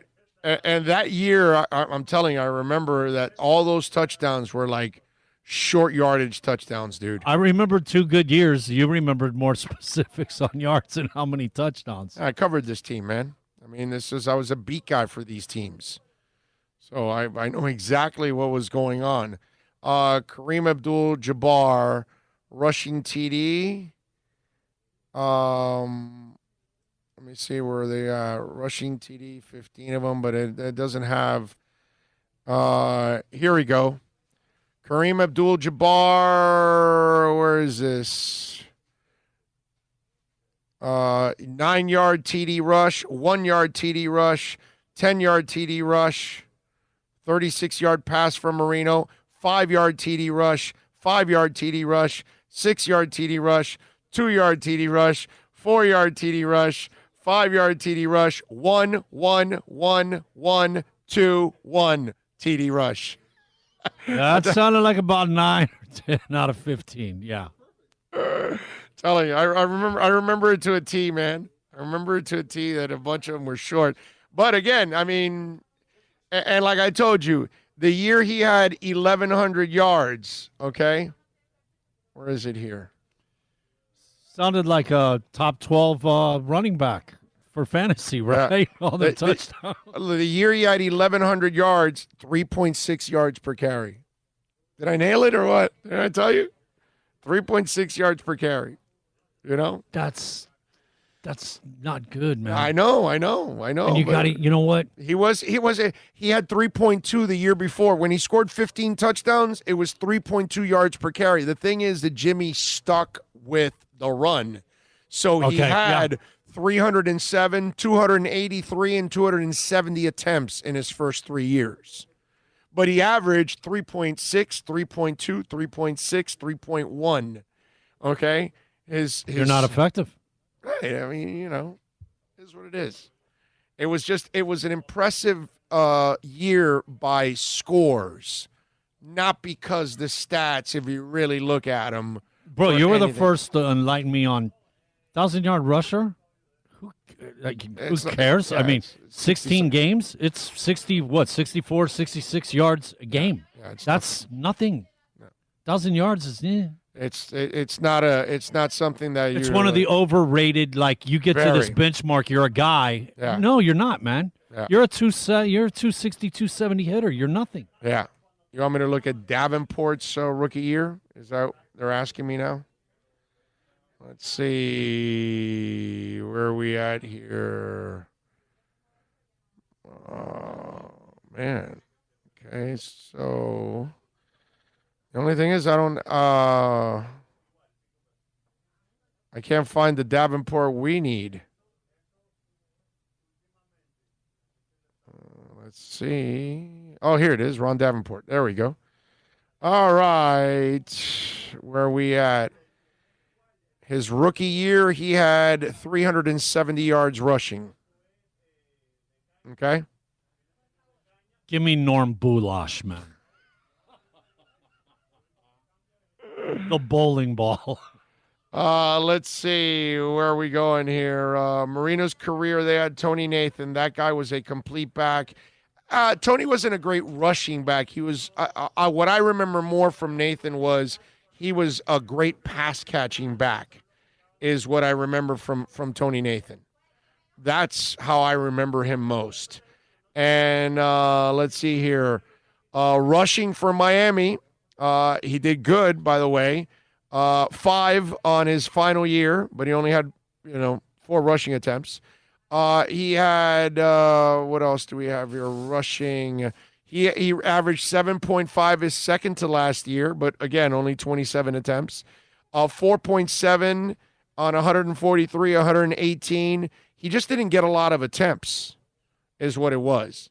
Now, pass catching, receiving, it's funny because rushing, you watch his numbers, right? His last year was 20, second to last year 203, then 667, then 558, then 685, then 233, right? And then you look at him receiving, okay, and receiving yards, he had 77 his last year, then 457, 651, 579, 461. He was a really good receiver out of the backfield. That's the one thing that I remember a lot with Tony, that Marino could always count on him catching passes.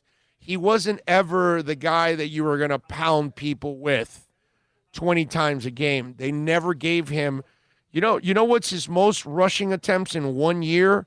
151 in a season. God, that's barely 9 a game. Okay. Yeah, they didn't give Tony a lot. That doesn't even reach 9. 54. Yeah. It's just short. Yeah. Myron Sanchez chiming in with another super chat. Man, that's 2 today, Myron. Thank you, sir. Appreciate you. He goes, here's for the extra time. Oh, yeah, we are. We are done. I got to go, actually. I tried. You're at an hour and a half exactly I got a meeting right now. I got a meeting at 4:15. Listen, everybody, real quick. The podcast sound. We're supposed to be done at 3, actually. The podcasts sound good. Okay, you want to hear the good sound. The podcasts are good. The YouTube, obviously, the only part that really sounds quality is this back in with the situation with the iPad. Okay. And the new cord, but podcast, baby. come on out and visit all the great people out here, man, at VSS West Pines at 12397 Pembroke Road. We'll be out here again next Wednesday and the following Wednesday after that. If you want, come on out here and join us It's really tomorrow. cool. They just hang out. Tomorrow we'll be at Toyota of Hollywood, 1841 North State Road 7. So come on by and say hi. Many, many loves out there to all of our folks giving us love on the chat board and on the super chat. Myron Sanchez, 2 super chats today. Thank you, sir. Appreciate you. Very, very kind, Is Myron. Myron the first double hit? No. It's happened a couple times already. Well, Pat in Asheville hit yesterday and hit today. Oh, Alexa hit yesterday, hit today. I mean, your people are amazing. George Thank Arthur, you. I think George Arthur's done it like 3 or 4 times already. So Drewbo, thank you as always, Drewbo. Gus 1388, George Arthur, Julius 305, DraftKings FanDuel. Well, actually, George Arthur twice today. So yesterday and twice today for George Arthur. Pat in Asheville, DJ Gallagher, Alexa V. I love you all out there. We love you. Thank you for supporting us as always. However you support us, download, subscribe, all of that, please. And send us the accidentlawfirm.com text line whenever you're listening at 786-322-1105. We will see you tomorrow. We thank all the great people out here at VSS West Pines. Come visit them. Call them 954-613-3367. You can order by phone and curbside pickup. You can come inside and pick whatever you want. Like I told you, Spencer's and Barefoot Mailman meet CBD. That's what you get when you come to VSS West Pines. You be good out there.